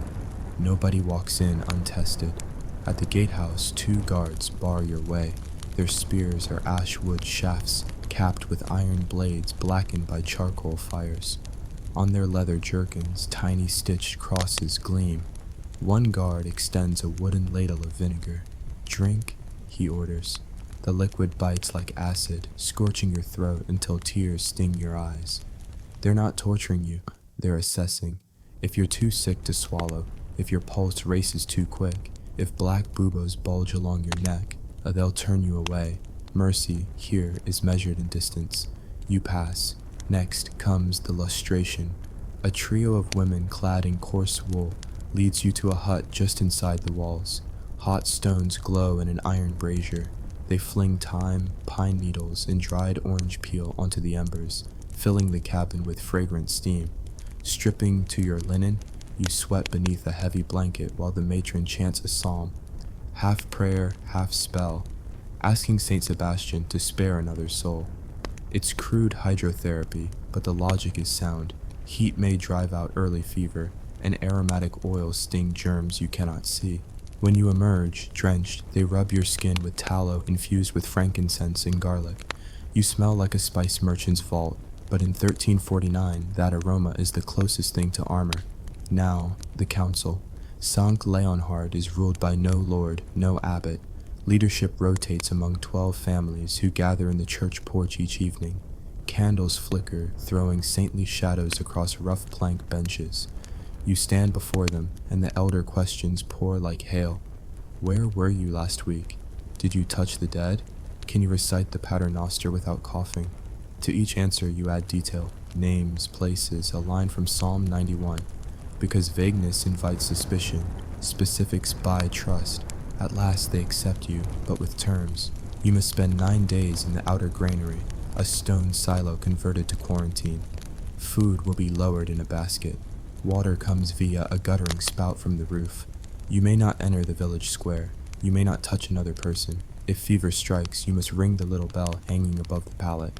They will send the barber surgeon with leeches and a prayer. Should the swellings burst, they will dig a trench outside the walls and leave you blessed but alone. 9 days, that is the price of survival. So you settle in. The granary's walls seep cold, and the floor is scattered with straw that smells of last year's harvest. You have salted goat cheese, black bread, a clay jug of ale. Each morning at sunrise, a bell tolls matins. Its note is bright, defiant. With every clang you marvel, how can this place still sing when so much of the world has fallen silent? The answer, coiled in village memory, is tragedy turned to policy. 2 winters ago, a wandering peddler arrived with bolts of Flemish cloth hid beneath his cart. He sold velvet for weddings yet to come, and crimson wool for altars, and unwittingly, plague. Within a week, 5 houses lay mourning. The priest died first, tongue swollen black. Then the midwife, then a tanner's apprentice, then 2 bright-eyed children whose mother tore her hair out at the gate when they denied her entry to the churchyard. A third of the village seemed doomed, but the survivors acted. They barricaded the road with felled firs. They stationed watchers on the crags. They bled their remaining cattle, drinking the broth so grain stalks could stretch. They burned every straw mattress, stripped cottages to the beams, scoured stone floors with snow and lye. And in an act of desperation mixed with faith, they carried the relic of St. Leonhard, 2 knucklebones wrapped in silk, around the perimeter, marking each threshold with a smear of consecrated oil. For 21 nights they lit fires of pine resin, filling the valleys with acrid smoke that made travelers keep their distance. It worked. The last patient recovered. No new cases appeared. Word spread by shepherds. Sankt Leonhard had beaten the pestilence. Neighbors begged for refuge, but the council refused. Compassion bowed to math. More bodies meant more breath, and breath carried death. Even nuns from the convent across the pass were denied. Only after they endured quarantine did Sankt Leonhard let them inside to tend the orphans. Over months the protocols hardened into ritual. No visitor enters without 9-day isolation. No funeral corpse crosses the threshold. Burial pits lie outside the wall, lime-dusted and deep. Every household keeps a plague kit: vinegar, garlic, tarred cloth masks stuffed with lavender, a wax-sealed vial of camphor. Children drill as if for fire. At 3 bell tolls, they sprint home and shut shutters tight. When goats kid, the midwife wears leather gloves soaked in wine. Even Sunday Mass moved outdoors beneath a blasted larch, so exhalations vanish into mountain air. The priest preaches in a voice raspy from constant time smoke. God helps those who help each other through discipline. During quarantine, you watch these rhythms. You glimpse villagers moving in choreographed distance, never touching bare skin, trading coins only in a wooden scoop doused with vinegar between hands. Each evening, the herbalist gathers angelica root, wormwood, and yarrow to brew bitter tonic. Everyone drinks a cup, grimacing, the taste of communal resolve. On the 4th night, snow arrives early, muffling the world. You dream of cities: Florence, where carts rumble through streets piled with bodies; Paris, where musicians dance around bonfires to drown the wails. In morning haze, you wonder, is fate kinder to those who isolate, or those who live unaware until the knock comes? The granary feels both prison and sanctuary. Day 7, the barber surgeon visits, a gaunt man in leather apron, carrying a pewter mirror and lancet. He checks your pulse, your gums, palpates groin and armpits.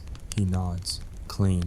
He leaves a small amulet, copper stamped with Archangel Michael. Payment, he says, for hope's upkeep. On day 9, the council frees you. They present a fresh tunic dyed with walnut husks.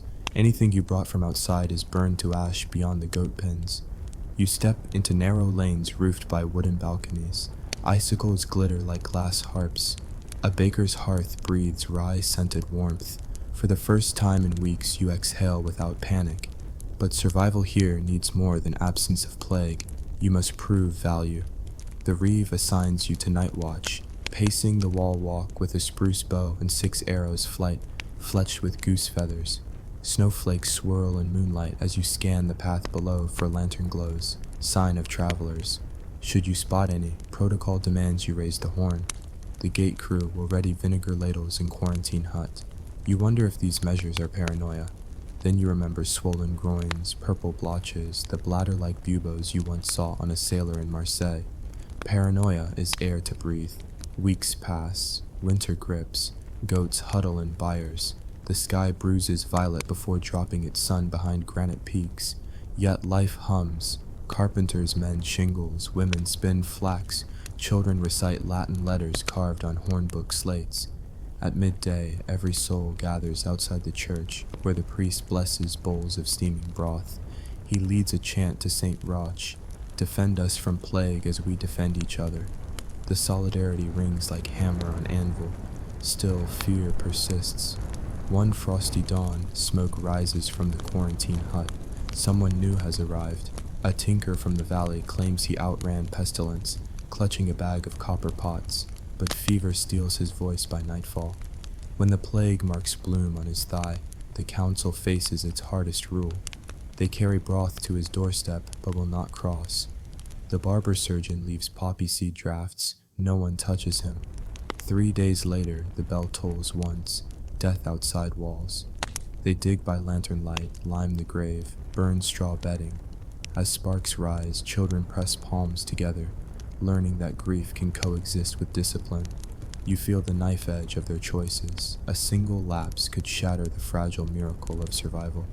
Sankt Leonhard's strength is collective restraint. Its weakness, one false mercy.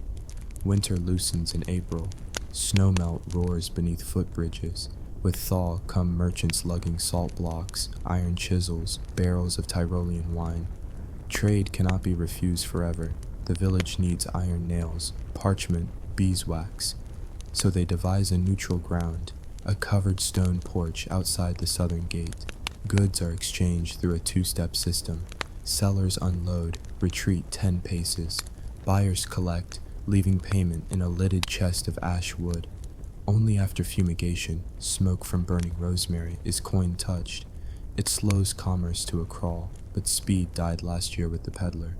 By midsummer, you've served 4 turns on watch, 2 weeks carting hay, 1 stretch felling spruce in the high forest. Your lungs taste of resin, your hands blister then callous. At night you lie on straw mattress, gazing at beams blackened from hearth smoke older than you. You ponder the uncanny calculations that govern life here. Distance as devotion, ritual as medicine, suspicion as love. Could you survive year after year inside these walls, knowing one slip might condemn your neighbor's child? Would the discipline grind your spirit dull, or hone it sharp enough to cut through fear? Then, feast day of St. Leonhard arrives. Bells ring, but with joy. Villagers process around the ramparts, singing verses of the Te Deum, scattering birch leaves. The priest raises the relic high. Candles flicker in crisp mountain wind. Children chase a wooden hobby horse painted with red spots. Plague mocked into harmless play. Bread, loaves, stamped with crossed arrows, are shared. Someone brings out a triple reed pipe, playing a tune that lilts like swallows over the brook. For a heartbeat, you forget death ever traveled these roads. Night descends. Stars scatter across a sky sharp enough to shatter. You stand by the gate, breathing pine and wood smoke, and realize survival is not merely avoidance of plague. It is acceptance of new laws, forging identity from vigilance. This village wins not by outrunning death, but by building a wall of choices. Each stone a habit, each mortar line a vow. Could you survive here? Physically, perhaps. But the deeper test is whether you can shoulder the constant weight of being each other's shield. If so, the bell of Sankt Leonhard may keep ringing. If not, its echo will fade like thousands of others, lost in valleys where silence conquered. Tomorrow brings autumn's first chill. Leaves will redden, quarantine logs reset, vinegar barrels refilled, and you, newcomer turned watchman, must decide if the discipline that saved these people can shape the rest of your days, or if the road beyond the ridge still calls louder than the bell that beats the Black Death. By midsummer, the fields outside Ayam swayed with barley and rye, but the village itself grew unnaturally quiet. No market chatter, no ringing of the blacksmith's hammer, no children darting between legs, only the wind and the slow toll of the church bell. For every death, a single chime. And the bell didn't stop. Families dug graves with their own hands. The grave diggers had all either succumbed or refused to come near. One by one, villagers became grave makers, mourning the living even before the fever struck. Still, despite the horror, they stayed. One of the most remarkable aspects of AM's story is the collective discipline of its people. At a time when most would have run, these villagers chose containment over flight. But this wasn't just a case of blind loyalty. Their actions were guided, intentionally and rigorously, by a man named William Mompesson. Mompesson, the newly appointed rector of Ayam, was relatively young and not entirely trusted when the plague first appeared. His appointment had replaced the popular, though now politically outcast Puritan minister Thomas Stanley.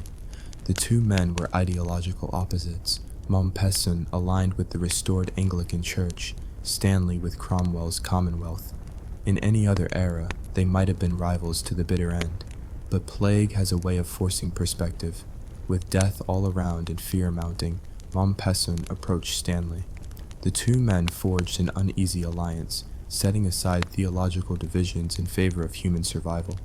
Their plan, to keep Ayam sealed off from the rest of Derbyshire to prevent the disease from spreading, they drafted a quarantine protocol, an early form of social isolation, centuries ahead of its time. No one in Ayam would leave, no one from outside would enter. To enforce this, they established boundary stones encircling the village. Food and supplies would be left at these markers by neighboring communities, who, terrified of infection, would never come closer. In exchange, Ayam villagers would leave payment, often in vinegar-soaked coins, believed to disinfect the plague-tainted money. At the Riley Graves, a haunting field just outside Ayam, lies a cluster of simple headstones. They mark where Elizabeth Hancock buried her husband and 6 children over the span of just 8 days. No help, no neighbors, no priest. She dug each grave herself and covered them with heavy stones to keep scavengers away. The weight of Ayam's decision wasn't theoretical. It was felt in blisters and bloody coughs, in silence and shallow breaths. Choosing to stay meant choosing death, knowingly, yet they believed it better that they suffer than let the pestilence run wild through other towns. This act of community sacrifice is what makes Ayam's story so achingly noble. But it wasn't blind martyrdom. There were strategies involved. The villagers organized their daily lives around infection control. Again, centuries before germ theory. Church services were held in open fields, with families spaced widely apart. Homes marked with crosses signaled sickness inside, and goods were exchanged without contact. The church itself fell silent, its doors barred. Religion did not vanish, but it, too, adapted. Even the methods of burial changed. Deep graves, minimal ceremony. Mompesson himself, dressed in oil-soaked garments, buried corpses when others refused. He kept meticulous records of the deaths, creating one of the earliest epidemiological datasets in English history. From these records, modern scientists have pieced together the spread and timeline of the Ayam outbreak. Still, no amount of caution could fully protect them. Some households were hit brutally hard. Entire families perished, leaving cottages abandoned with shutters swinging in the wind. One man, Marshall Howe, survived plague once, only to take on the grim role of tending to the dead. Whether from desperation or duty, he continued touching the bodies, moving them to burial pits. Miraculously, he never sickened again, likely thanks to immunity from his first exposure. Stories like his became village legends. They made sense of the incomprehensible with whatever tools they had: faith, ritual, routine. And when even those cracked, they relied on sheer endurance. Over the 14 months that Ayam remained quarantined, the disease moved in waves. Just as hope would rise, another round of fever would grip the streets. The population fell from around 350 to fewer than 90. Nearly 3/4 of the village was wiped out. But the surrounding towns, largely untouched. The quarantine had worked. Even centuries later, researchers are astounded. The choice made by this isolated village, at a time of little medical knowledge, mass superstition, and constant fear, remains one of the most impressive examples of communal self-sacrifice in history. But let's pull the lens back further. Could you have survived in Ayam? That question goes beyond whether you'd avoid infection. It's about whether you could withstand the grief, the monotony, the despair. Imagine watching everyone you love fade one by one and still choosing not to run. Waking up each day, half expecting it to be your last, and still carrying water from the well. Baking flatbread, tending chickens, scrubbing linens, keeping life moving while surrounded by death. Survival here wasn't just physical, it was emotional, mental, spiritual. People today speak of plague fatigue during recent pandemics. But what if your fatigue came from digging your 5th grave that month? From wrapping your child in a sheet and leaving them at the door for Mompesson to carry away? This wasn't a survival based on strength. It was one rooted in discipline and unity. Ayam held because its people trusted one another. They shared loss equally. No one ran, no one breached the stones. That collective willpower, quiet, sorrowful, determined, is what kept the wider region safe. And strangely, within all this grief, bonds deepened. Letters from the time speak of neighbors becoming like kin, of enemies reconciling, of a community reshaped through fire and pain. It wasn't just the plague that changed Ayam, it was how they responded. By the end of the quarantine, the village was a ghost town. Moss crept up the stone walls, tools rusted in sheds. But something else lingered, too, a sort of sacred weight. They had endured. Centuries later, visitors still walk the trail around Ayam, placing coins in the vinegar holes. They stand at the Riley graves and read the names carved into lichen-covered stones. They wonder, often aloud, how those people did it. How did they stay? How did they not break? And, inevitably, they ask, could I have done the same? We're halfway through this journey now, but there's still more to uncover. The science behind what really happened, the myths and legends that followed, the echoes of Ayam that continue into our modern age. So take a breath, stretch your fingers, maybe sip some water. When you're ready, let's continue our walk through the village that beat the Black Death, not by running, but by standing still. By the time the frost settled over the rooftops and smoke curled quietly from the chimneys of the few cottages still occupied, Ayam was more memory than village. What had once been a modest but lively place, with shepherds calling to each other across the hills and children chasing geese along muddy lanes, had become silent, as if time itself were holding its breath. Yet, within that stillness, something was stirring. Not life exactly, but something akin to it, resilience. There were those who had not only survived the Black Death, but had emerged from the long months of grief with questions. Why had some families been decimated while others escaped unscathed? Why did some seem to harbor immunity, and what did that mean? Among the survivors was a woman named Margaret Blackwell. She had lost her husband and 3 sons in the span of 6 weeks, but had never so much as developed a fever. She was neither young nor especially strong.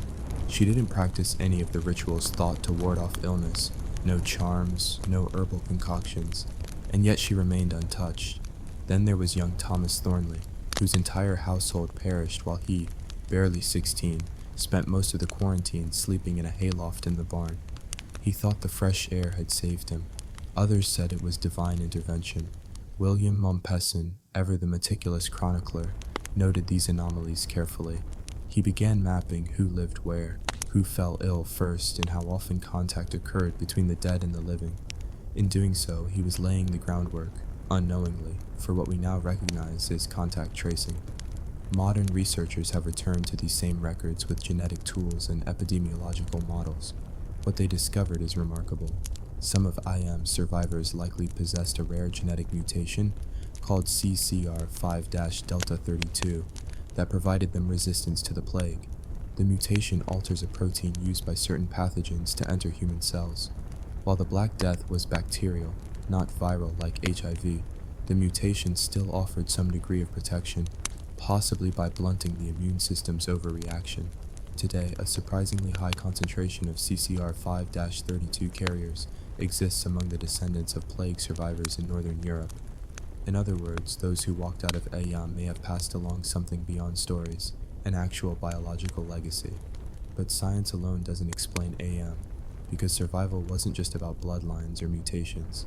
It was about the rhythms of village life, the adaptations people made, and the quiet, practical rituals that took on new meaning in a time of catastrophe. The village well, for instance, became a symbol of silent negotiation. Families took turns drawing water at different times of day, spaced deliberately apart. If you saw another bucket resting by the stone rim, you waited. Even without clocks, they created a system of order and caution. Bread was baked communally, left on designated stones, then retrieved only after the deliverer had stepped away. The entire village became a choreography of non-contact cooperation. Ayam's geography played a strange, fateful role too. Surrounded by rolling moorlands and steep green hills, it was remote enough to isolate, but close enough to neighboring villages like Stony Middleton to receive aid. These neighboring villagers, terrified but not unkind, would leave meat, flour, and cloth at the quarantine boundary, always dropped in silence, often at dusk. One of these boundary points, Montpesson's well, still exists today. Coins soaked in vinegar were left there, nestled in grooves on a flat rock. The theory, though unproven at the time, was that vinegar might purify the money, kill whatever miasmas lingered. It's easy to scoff now, knowing what we do about bacteria and viruses, but vinegar is mildly antimicrobial, and so, by superstition or accident, they reduced risk. Even in despair, there was ingenuity. There was also fear, and much of it was spiritual. For many in Ayam, the plague wasn't just a sickness, it was a test, or worse, a punishment. Some believed the Black Death had come because of sin. People whispered about divine wrath, about biblical plagues and last days. They prayed fervently, even as they buried their dead with their own hands. Montpesson tried to walk a fine line. He preached comfort, not condemnation. His outdoor sermons were gentle, full of parables about endurance and divine mercy. He encouraged people to imagine their sacrifice not as punishment, but as a gift, a suffering that saved others, and in that they found meaning. But faith didn't come easy for all. One woman, known in letters only as Anne the Weaver, reportedly stopped attending the outdoor prayers. She had buried her entire family, including her infant, in a single fortnight. Neighbors said she sat for hours on a hillside, just staring toward the edge of the moor. When asked if she still believed, she supposedly answered, "I believe we're not alone, but I don't believe he listens anymore." And yet Anne stayed. That's the heart of I Am. People didn't stay because they had answers. They stayed because they didn't want their pain to ripple outward. Even those who felt abandoned by God, even those who no longer believed, they honored the boundary stones. They lit candles for the sick. They brought soup to doorsteps. They didn't run. So could you have done the same? That question keeps returning, echoing across time, because survival wasn't about brute strength or luck. It was about living in complete uncertainty for over a year. It was about watching your neighbors weaken and still offering them food.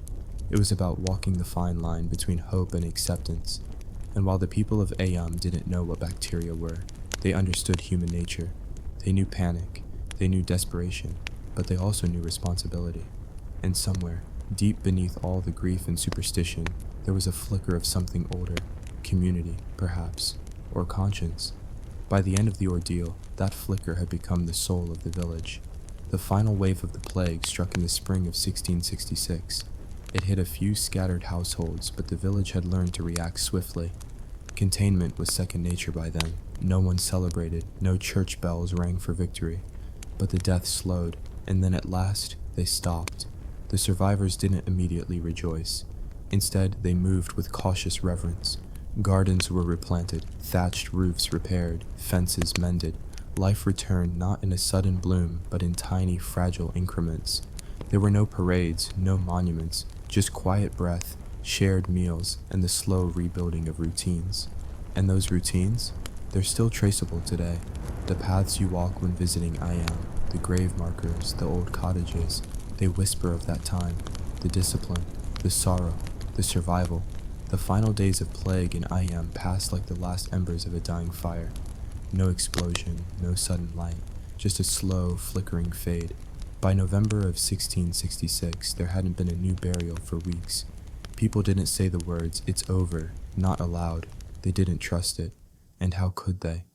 After 14 months of mourning, silence had begun to feel like a lie. But silence can also be peace. The survivors, those few dozen men, women, and children, stepped out of the long shadow of death and began to take stock. The toll was staggering. Of the village's estimated 350 residents at the start of the outbreak, around 260 had died. Entire families had vanished. Some cottages were sealed shut, never reopened.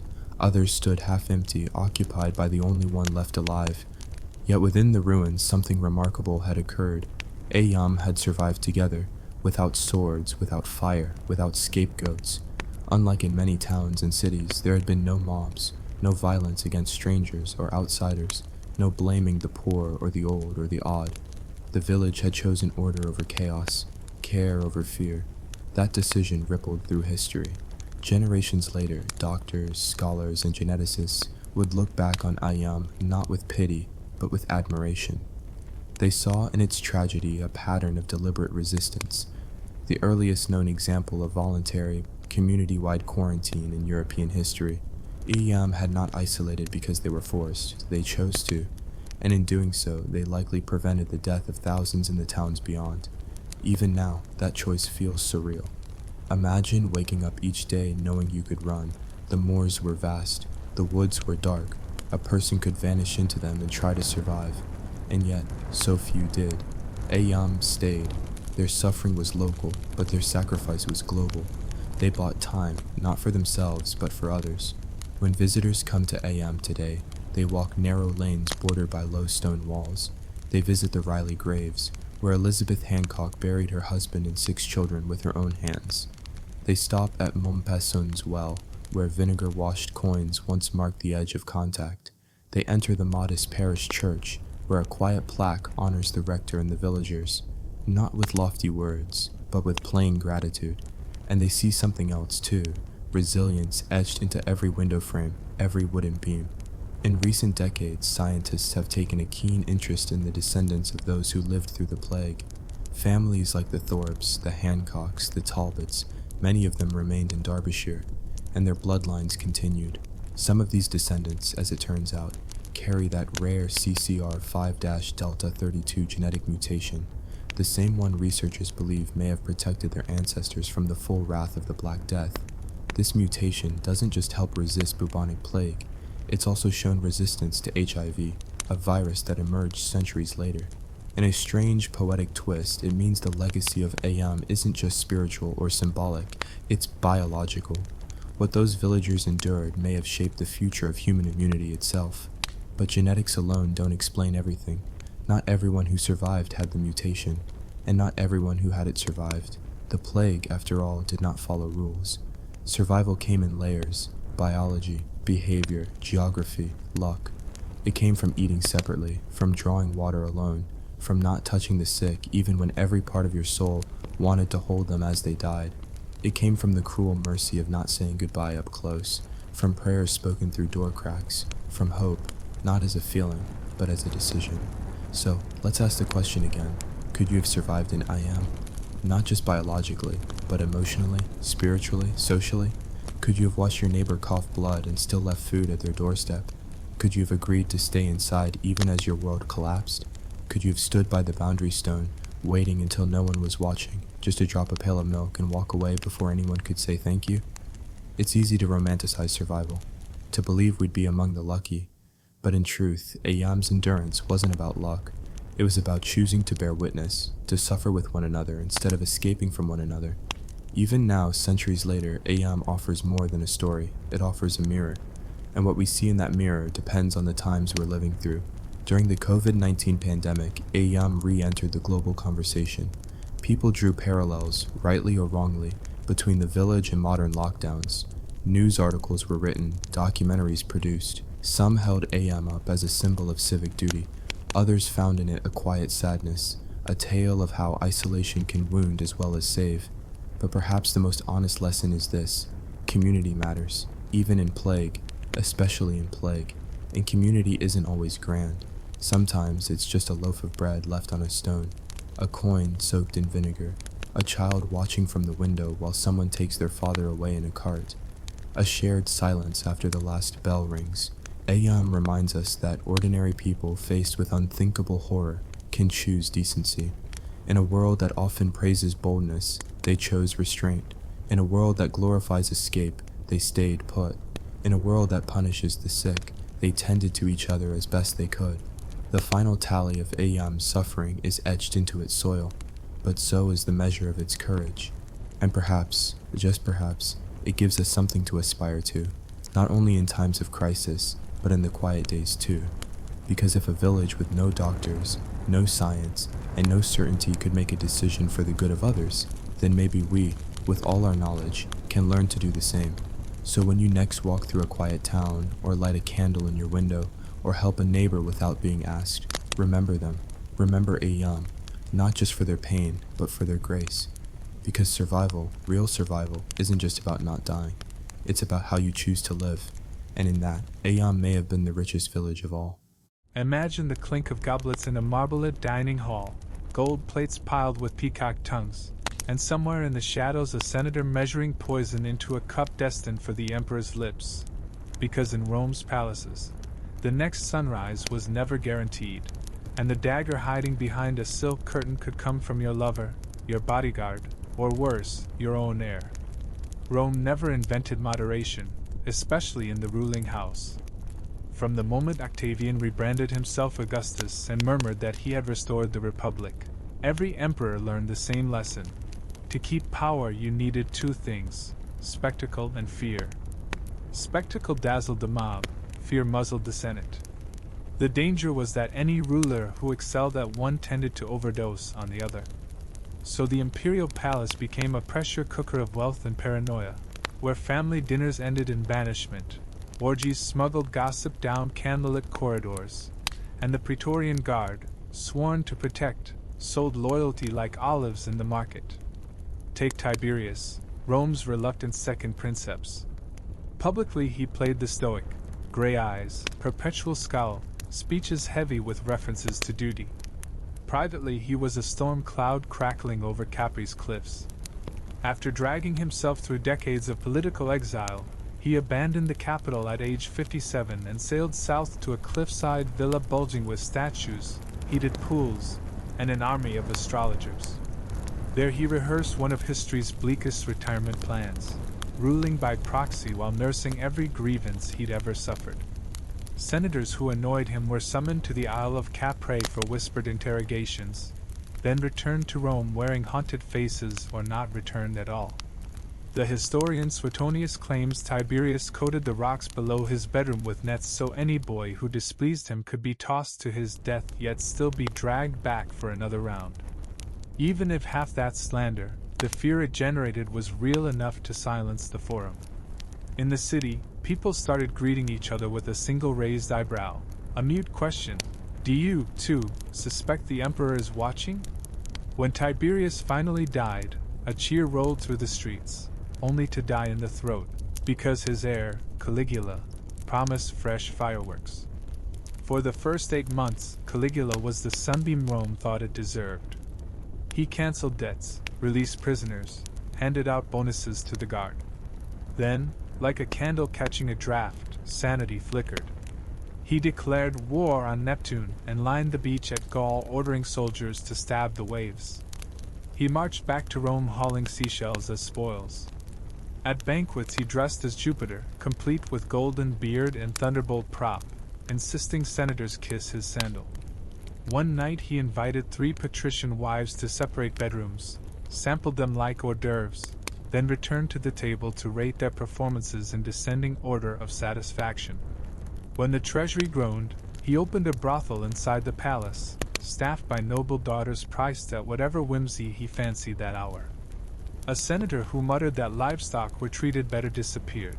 Weeks later his flayed skin was discovered nailed to Caligula's favorite racing chariot. Eventually, even the Praetorians, raised on bribes and brutality, decided enough was enough. They hacked him down in a corridor, stabbed his wife, smashed his infant's skull against a wall, then dragged the corpse of their god-emperor through the streets so the mob could poke out eyes already lifeless. If Rome hoped terror would end there, it underestimated Claudius. Found quivering behind a curtain after Caligula's murder, he was proclaimed emperor by soldiers mainly as a joke. Shuffling gait, stammer, twitching head, he looked like power's punchline. But weakness can be a smoke screen. Claudius bribed key officers, seduced scheming freedmen, and soon ruled with a scholar's brain and a gambler's appetite. He launched Britain's conquest to impress legions and scribes alike, then married his own niece Agrippina to stabilize succession. She stabilized it, all right, by poisoning him with mushrooms so her son Nero could wear the purple. Contemporaries say Claudius, realizing the dish tasted off, begged palace slaves to fetch the antidote. Agrippina dispatched a faithful doctor who accidentally dropped a poisoned feather down the emperor's throat while pretending to induce vomiting. Roman medicine could be very precise when politics required. Nero learned excess the way other boys learn arithmetic. At 14 he rehearsed poetry while watching condemned men ripped apart by panthers. By 17 he was emperor, serenading courtiers with lyre solos that stretched past midnight because leaving early risked a charge of treason. He poured public funds into a private racecourse, competed in it himself, and crowned himself victor, despite falling from the chariot halfway through. His spiraling paranoia produced an execution list that read like a phone book. Even his mother Agrippina, architect of his rise, felt the blade. After a first assassination attempt with a collapsible boat failed, Nero sent soldiers to finish the job. They hacked through her bedroom door. She bared her womb, crying, "Strike here, the place that birthed this monster!" They obliged. When Rome burned in 64 C, rumors said Nero fiddled. Fiddles didn't exist yet, but he did climb a tower to watch the blaze, singing verses about the fall of Troy while flames gnawed 10 districts. Rebuilding became excuse for grander depravity. A palace so vast it swallowed 200 acres, with dining rooms that rotated like the heavens, ceilings that showered guests with perfume and petals, lakes stocked with exotic beasts for impromptu hunts. To pay for it, he taxed urine. When governors balked, he accused them of treason, which conveniently voided their estates into imperial coffers. Eventually legions in Spain and Gaul mutinied. Senators condemned him to death. Nero fled with a single servant, tried to stab himself, failed, forced his aide to guide the knife. His last words spilled across marble. "What an artist dies in me!" Rome responded by melting down his statues for scrap. The carousel never stopped. Emperors flashed and vanished like meteors, each trying to outshine predecessors in shock value. Domitian executed joke-tellers who made puns on his baldness, then signed edicts. Lord and God. Commodus fought gladiators in the arena wearing a lion skin, calling himself Hercules reborn, and charged Rome 1,000,000 sesterces per appearance. He decapitated an ostrich, marched a bleeding body before the senators, and winked as if to say, "You're next." Caracalla invited a trusted Praetorian prefect on a roadside pea break, then knifed him while he fumbled with his tunic, because a horoscope hinted the man might be emperor one day. Elagabalus painted his banquet couches with powdered gold and served peasants' eyeballs disguised as caviar. When told Rome disapproved of his marrying a Vestal virgin, he declared himself goddess and married a man instead, then staged a public circumcision to seal the union. For all the emperor's fluidity, his demise was solid. The Praetorians beheaded him and dumped his body in the Tiber. But debauchery in Rome didn't just drip downward from the throne, it radiated. Senators hosted dinner parties where courses alternated between roast dormice and naked acrobats balanced on oil-slicked shields. Freedmen made fortunes selling exotic poisons, snake venom from Nubia, powdered emerald to shred intestines, Spanish fly to inflame desire until veins burst.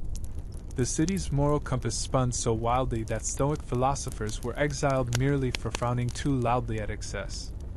And yet, amid all this, the machinery of empire kept grinding, aqueducts poured water, legions secured borders, merchants trafficked silk and pepper through labyrinthine routes, and the common people, placated by bread and circuses, cheered whichever emperor promised the next spectacular slaughter in the Colosseum.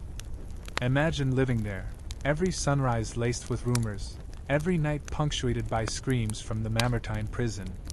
You could dine on honeyed dates beneath frescoed ceilings, then choke on a rumor that your name appeared on a proscription scroll. The very marble beneath your sandals might echo with footsteps of the assassins dispatched before dawn. Even sleep wasn't refuge. Apocryphal tales say Nero's golden house had rotating ceilings partly to prevent conspirators from lowering a blade through roof beams while he dreamed. And yet Romans learned to navigate the madness the way sailors read fickle seas. A nod too slow could cost a head, but a well-timed compliment might earn a villa. Courtiers monitored gossip networks like stock markets, investing praise in whichever heir looked likely to fillet his rivals fastest. Slave boys memorized which spices calmed which tyrant's indigestion. Chefs experimented with lion meat when peacock bored their master. A nightingale's song outside the window could be dismissed as nature, or condemned as omen demanding immediate sacrifice of 100 cattle. Superstition thrived alongside cynicism. People bought amulets shaped like tiny phalluses to ward off the evil eye, then bribed astrologers for private horoscopes. After all, Jupiter's will might shift in an instant, and if cosmic alignment fated you to die tomorrow, best spend today draining amphorae of Falernian wine. The gravitational force binding this chaos was spectacle. An emperor who delivered blood and glitter could rule, at least for a few seasons. Titus pacified Rome after Vesuvius by hosting 100 days of games, gladiators, naval battles and flooded amphitheaters, chariots racing through artificial forests, cranes swooping overhead scattering saffron petals that scented the stands. Trajan celebrated conquest of Dacia with 5,000 pairs of gladiators, so many that slaves had to churn sand to soak up gore between bouts. Even good emperors played the game.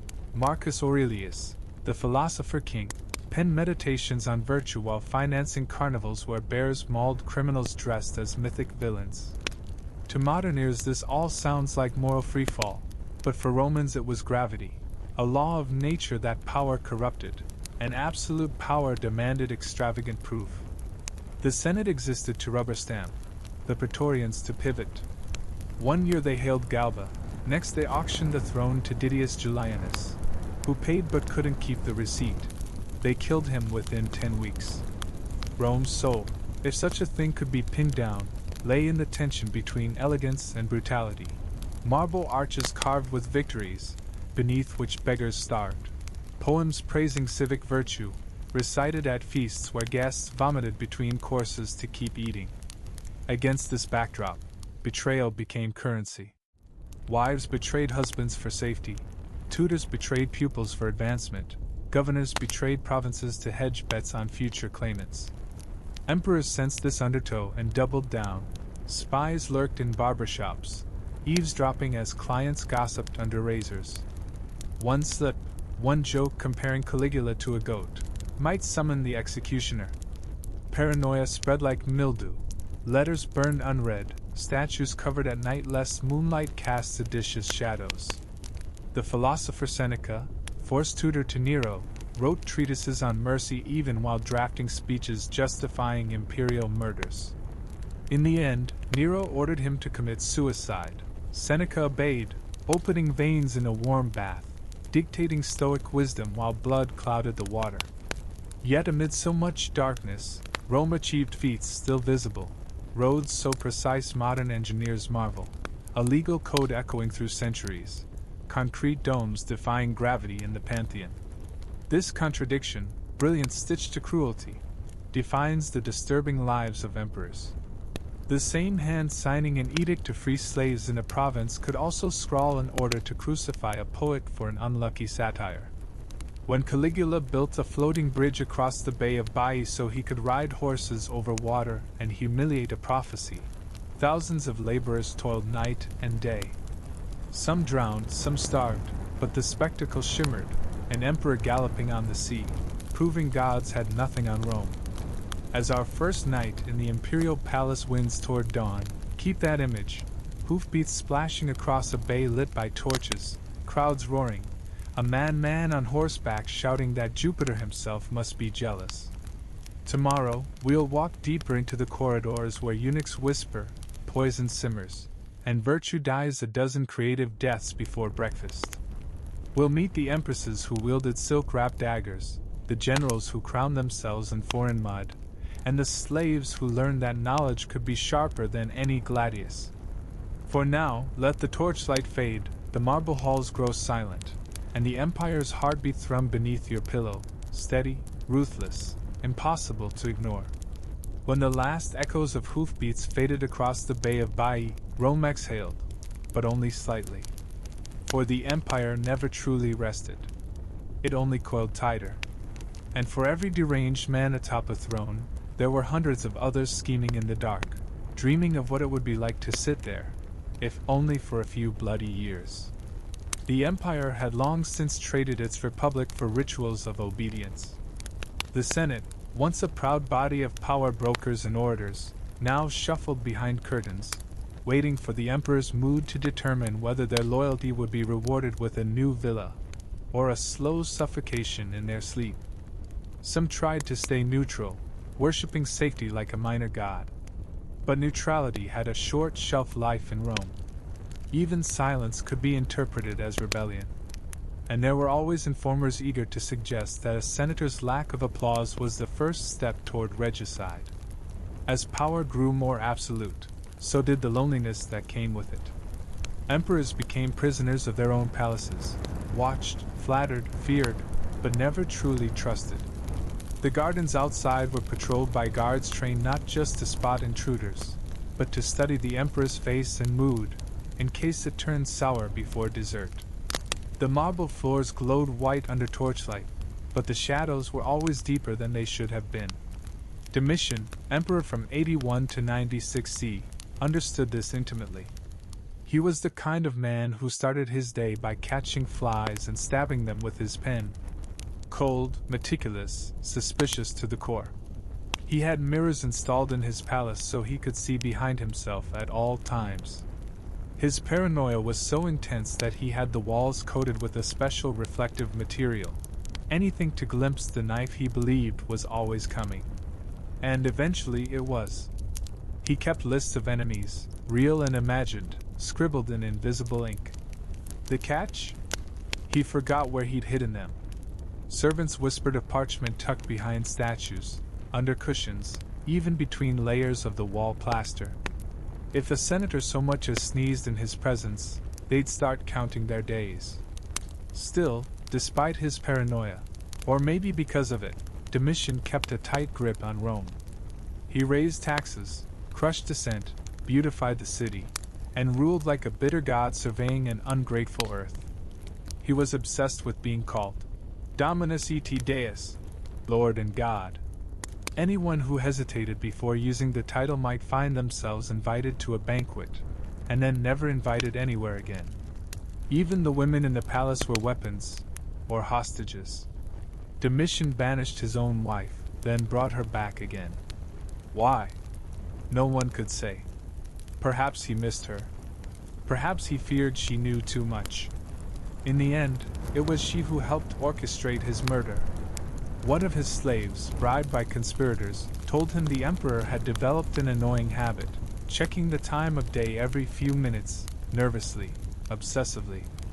One morning, when he finally asked for the hour and heard the wrong answer, he grew uneasy. That was when the conspirators struck. They stabbed him repeatedly in his own bedroom, one wound so deep it pierced his groin. A symbolic ending for a man who ruled through fear and punished for imagined insults. His name was scratched off monuments. His memory officially damned. And yet the empire rolled on. Into this strange vacuum stepped Nerva, an old man, wise and frail, more librarian than warrior. He promised a return to decency, but decency doesn't scare armies. The Praetorian Guard, furious that their assassinations went unpaid, cornered Nerva in the palace, placed swords at his throat, and forced him to hand over the assassins of Domitian. The blood sacrifice bought Nerva peace. But it also proved an eternal truth of Rome. Emperors ruled only so long as the soldiers let them. Nerva's successor, Trajan, brought something new to the throne, military brilliance paired with a taste for calculated savagery. His face, chiseled and calm, appeared on coins across the provinces. His legions pushed Rome's borders to their furthest reach. But his conquests were soaked in blood. After defeating Dacia, he paraded tens of thousands of chained prisoners through the city, their king reduced to a living prop. The spoils paid for a massive column detailing his victories, an exquisite spiral of slaughter carved into stone. To the people, Trajan was fair and generous. To his enemies, he was efficient and final. He reintroduced public executions on festival days, criminals dressed as mythological villains, devoured by beasts in scenes staged with unsettling beauty. A man accused of theft might find himself garbed as Icarus, pushed off a towering platform while spectators gasped at the artistry of his wax wings catching fire. But Trajan never fell to decadence. It would take another generation for the imperial soul to rot again, and it came, oddly enough, wrapped in philosophy. Marcus Aurelius, the emperor who gave us the Meditations, also gave us one of the most unstable heirs in Roman history. His son, Commodus, believed himself to be Hercules reborn. He grew his hair long, carried a club, and posed for statues in a lion's skin. He fought gladiators in private arenas and declared every match a victory, even when he cheated. He renamed the months of the year after himself. Rome became Colonia Commodiana. The Senate? The assembly of the Golden Gladiator. His court devolved into a theater of madness, where dwarfs danced beside fire eaters and sycophants sang ballads comparing his sweat to nectar. He executed advisors for minor slights, then replaced them with astrologers and animal handlers. One night he ordered 100 ostriches slaughtered just so he could watch their long necks twitch on the ground. He liked to drop lions into public baths, just to see the chaos. Eventually, his mistress poisoned him, but the toxin failed. A slave was ordered to finish the job, strangling the would-be god in his bathtub. But the deeper you go into Rome, the more you realize there was no bottom. Caracalla, son of the Emperor Septimius Severus, took sibling rivalry to tragic extremes. After jointly ruling with his brother Geta for a few months, he decided it was one ruler too many. He invited Geta to a reconciliation meeting, then had his guards stab him in their mother's arms. The blood stained her robes. She was never seen smiling again. Caracalla tried to distract Rome from this fratricide by granting citizenship to every free man in the empire. But it wasn't altruism, it was taxation. Citizens could be taxed more. The money fed his military campaigns and bought loyalty.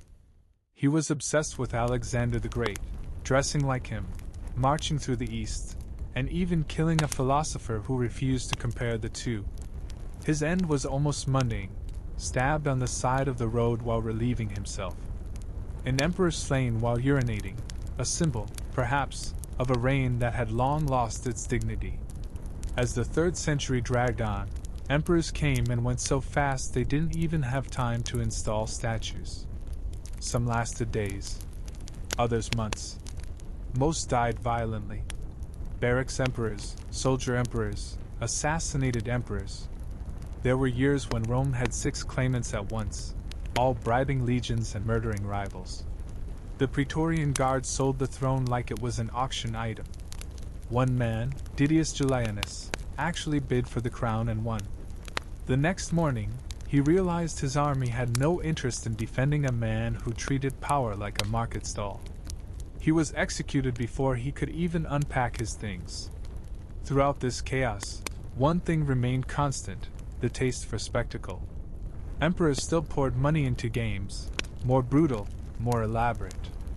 The Colosseum filled with water to stage naval battles. Bears fought tigers, crocodiles wrestled condemned men, elephants trampled prisoners disguised as mythic villains. The people still came, hungry for distraction. The more their world frayed, the louder they cheered. Amidst the madness, women in the imperial court wielded silent power.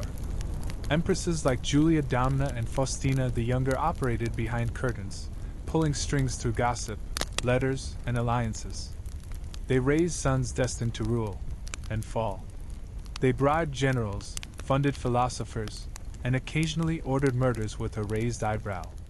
No blade ever touched them, but their shadows fell across every imperial scandal. Even slaves weren't safe from imperial whims. Eunuchs became gatekeepers to secrets, messengers, poison testers. Some wielded more influence than senators, yet could be executed without trial for misplacing a ring or misreading a mood. It's hard to say whether the people of Rome feared or pitied their emperors. They watched them rise, burn bright, then crash into ruin, again and again. But they also believed, deep down, that this was simply how the world worked.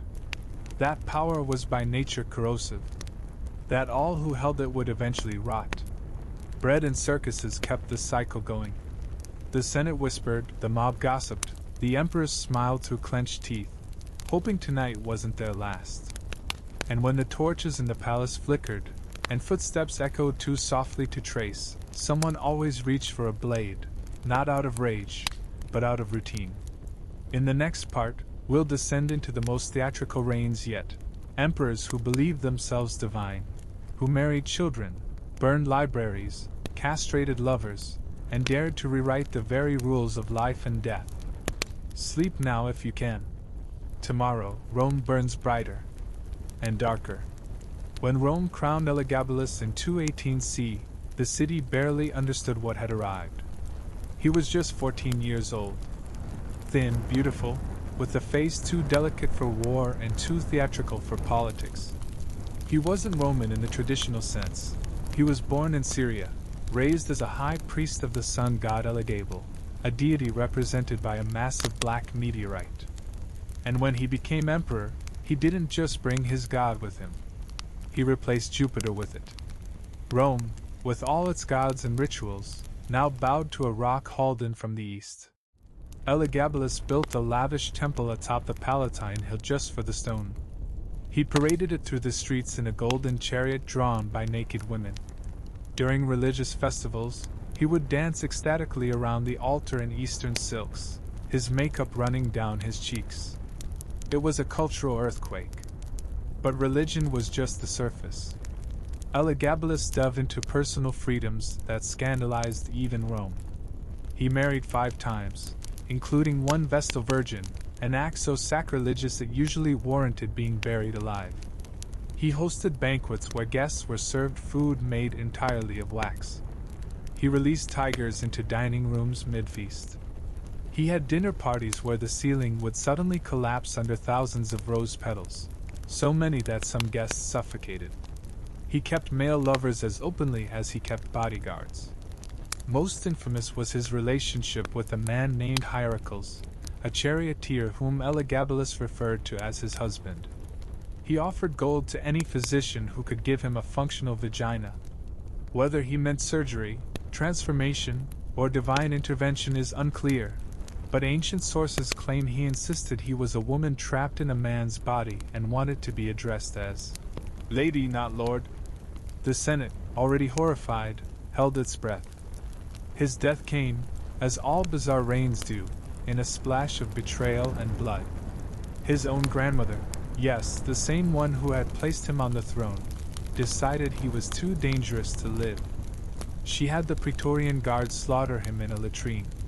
His body was dragged through the streets, mutilated, and finally thrown into the Tiber River. His name was erased, his god forgotten, but his infamy lingered. And then came the man who seemed, at first, like a return to sanity, Diocletian. He didn't host orgies. He didn't ride chariots drawn by leopards. He divided the empire in half to make it more governable. He established bureaucracies, reformed taxes, and introduced an unprecedented new system, the Tetrarchy, 4 emperors ruling simultaneously, 2 senior, 2 junior. Logic, order, control. But beneath that order was a brutal clarity. To maintain unity, Diocletian unleashed the Great Persecution, the empire's final and most savage crackdown on Christians. Churches were burned, scriptures confiscated, priests tortured and executed. It wasn't personal, it was imperial strategy. He believed in the old gods. The new cults threatened stability, so he tried to erase them by force. He succeeded only in martyrdom. After 21 years in power, an eternity by Roman standards, Diocletian retired. Voluntarily. He moved to a palace in what is now Croatia, tending to his vegetable gardens while civil wars exploded behind him. When begged to return to power, he reportedly replied, "If you could see the cabbages I grow with my own hands, you wouldn't ask me to rule again." A man who left power alive, and preferred lettuce to laurel wreaths. A Roman miracle. But peace was temporary. The empire convulsed again. And through the smoke rose the one emperor who would redefine everything, Constantine the Great. Born a soldier's son, Constantine clawed his way up through the chaos. He fought rivals, won visions. In one legendary moment, before the Battle of the Milvian Bridge, he claimed to have seen a symbol in the sky, a cross of light with the words in Hoc Signo Vinces. In this sign, conquer. He painted the Chiro symbol on his soldiers' shields, marched into battle, and won. What followed was a total transformation. Constantine didn't outlaw paganism, but he legalized Christianity, decriminalized worship, returned property to churches, and exempted clergy from taxes. In 313 CE, the Edict of Milan marked a turning point. The persecuted faith of slaves and criminals was now protected by imperial law. And yet Constantine never let go of the Roman playbook. He had his wife and eldest son executed under mysterious circumstances. No trial, no explanation, just a brutal purge within his own family. He claimed the Christian God guided him, but he ruled with the same iron as his pagan forebears. He built a new capital, Constantinople, on the bones of Byzantium. A city he named after himself, naturally. It was a glittering, multicultural metropolis meant to rival Rome. As the Western Empire began to crack, Constantinople would endure for another 1,000 years. But Constantine's fusion of cross and sword changed everything. Rome had been polytheistic for 1,000 years. Suddenly, Christianity was not just legal, it was imperial. Emperors were now not just semi-divine, they were God's agents. Divine right would justify every cruelty that followed. And cruelty did follow. After Constantine, his son Constantius too persecuted pagans just as savagely as Christians had once been persecuted. Temples were closed. Rituals banned. Sacred fires extinguished. Statues of Apollo and Jupiter melted down into coins bearing crosses. But the imperial family had a surprise lurking, a nephew named Julian. Educated, sharp, and deeply disillusioned with what the Christianized empire had become, Julian turned backward. When he became emperor in 361 CE, he reinstated paganism, reopened temples, and tried to revive the old Roman gods. He was called Julian the Apostate, the emperor who tried to rewind faith. He didn't last long. Killed in a Persian campaign, his dying words were supposedly, "Thou hast conquered, Galilean," and so the cross remained. Yet the court intrigue never slowed. In the 4th and 5th centuries, emperors ruled for shorter periods, murdered by rivals, or removed by generals who believed themselves better suited. The barbarians were closing in, not just on the borders, but within the halls of power. One of the most chilling tales of late imperial collapse belongs to Valentinian I, a towering, rage-filled man known for violent outbursts and savage punishments. He ruled the West with iron discipline, feared more than loved. Once, after hearing a provincial governor accused of corruption tried to defend himself with flattery, Valentinian became so angry that he burst a blood vessel in his brain. He died in a fit of rage, foaming at the mouth, screaming about injustice. Meanwhile, in the Eastern court, Arcadius and his manipulative wife Aelia Eudoxia ruled with polished cruelty. They exiled bishops, arranged poisonings, and transformed the palace into a place where whispers meant death. Velvet curtains, silver goblets, and a choking paranoia that hung in the air like incense. Even the children of emperors weren't safe. In 455 CE, the Western Emperor Petronius Maximus seized the throne after murdering his predecessor. He married the previous emperor's widow, tried to marry her daughter off to seal his power, but the Vandals were approaching Rome. As the city panicked, Maximus tried to flee in disguise. The mob recognized him and ripped him to pieces. No burial, no monument, just blood and the dust of the Forum. And then, the fall. In 476 CE, the boy emperor Romulus Augustulus was deposed.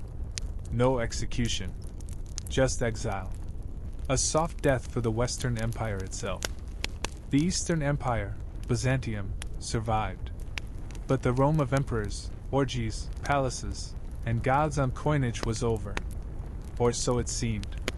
The Roman Empire didn't die in 476 CE. It transformed. The western half fell to barbarian kings, but the eastern half, what we call the Byzantine Empire, endured for another 1,000 years. it still called itself Rome. Its emperors still wore purple. But now, its capital was Constantinople. Its religion was Christianity. And its style of rule was something colder, something almost surgical. In this shimmering empire of domes and mosaics, power belonged not just to emperors, but to eunuchs.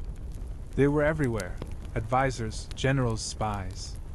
Castrated as boys, they were seen as loyal because they had no children of their own to promote. But in truth, many became the real rulers behind the throne. And nowhere was this clearer than in the reign of Emperor Justinian. Justinian ruled from 527 to 565 C. He was a lawyer, a builder, a man obsessed with order. He dreamed of restoring the full Roman Empire, sending generals west to reclaim Italy, North Africa, and Spain. His armies achieved miracles. But at home, Constantinople burned with unrest. The year 532 C brought the Nika riots, a city-wide explosion sparked by chariot racing factions. It sounds trivial, but those races were like religion. Fans of the blue and green teams turned violent, protesting Justinian's rule. For days, they torched the city. The emperor was ready to flee. But his wife, Theodora, stopped him.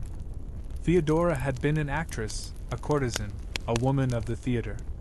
She wasn't born royal, but her voice carried steel. She told Justinian, "Purple is a noble shroud. Better to die an emperor than live a coward." Inspired, Justinian stayed. He lured the rioters into the hippodrome with promises of peace, and then sealed the gates. His general, Belisarius, sent in troops. 30,000 people were slaughtered in a single afternoon. Blood filled the gutters. And Theodora remained at her husband's side, perfectly still. Justinian rebuilt the city in glittering stone. The Hagia Sophia, his greatest architectural triumph, rose from the ashes. Its dome soared like a heaven inside a building.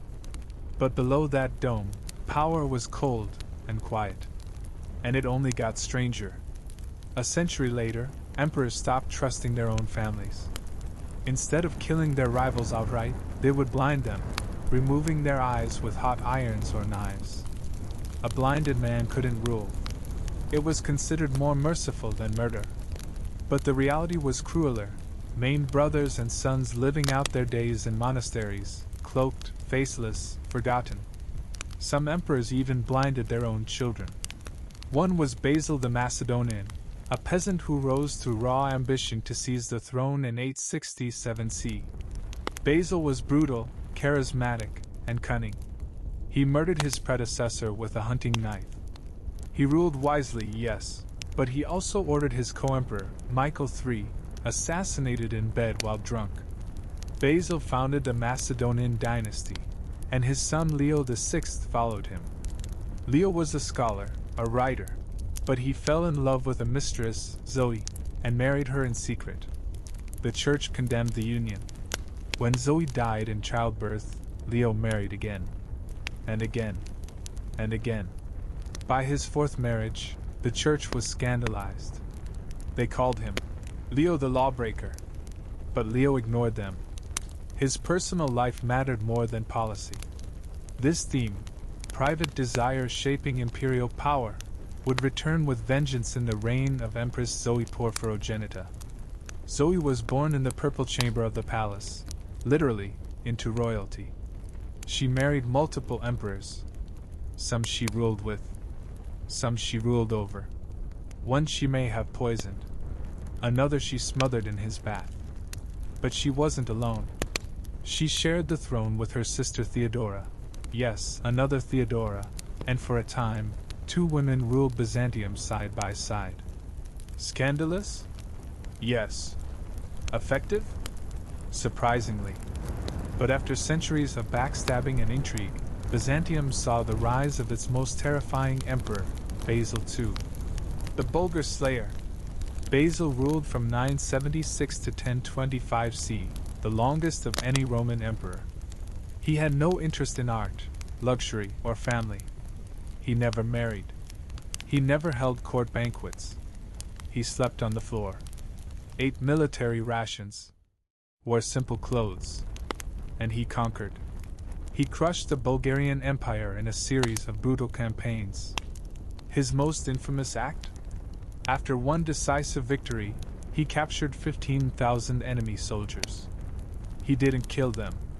Instead, he blinded 99 out of every 100, and left the 100th man with one eye to lead the others home. When the Bulgarian Tsar saw the line of mutilated men approaching, he died on the spot. But Basil didn't care for titles or praise. He died alone. His final wish was to be buried not in a cathedral, but outside the city walls, near his barracks. After Basil, things unraveled. The later centuries of Byzantium were marked by palace coups, Latin invasions, and emperors who were crowned in chaos. One of the strangest was Michael VIII Palaiologos, who recaptured Constantinople from the Crusaders in 1261, but blinded a child emperor to claim the throne. By this time, Byzantium was hollowed out, rich in art, poor in army, filled with gold leaf icons, but empty of loyalty. In 1453 it ended. The final emperor, Constantine XI, died defending the walls of Constantinople as the Ottomans breached the city. He shed his royal purple and vanished into the melee, sword drawn. His body was never found. The Roman Empire, Eastern and Western, was over. But its emperors live on, not in triumph, but in stories. Stories of gods made flesh. Of teenage emperors and genderless kings. Of poisoned lovers, mutilated rivals, divine visions, and madness wrapped in silk. They ruled with rings forged in blood, with laws written on bone, with palaces built on secrets.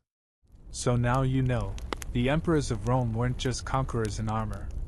They were mirrors of an empire's deepest fears and strangest dreams. If you're still awake, I hope you've drifted a little.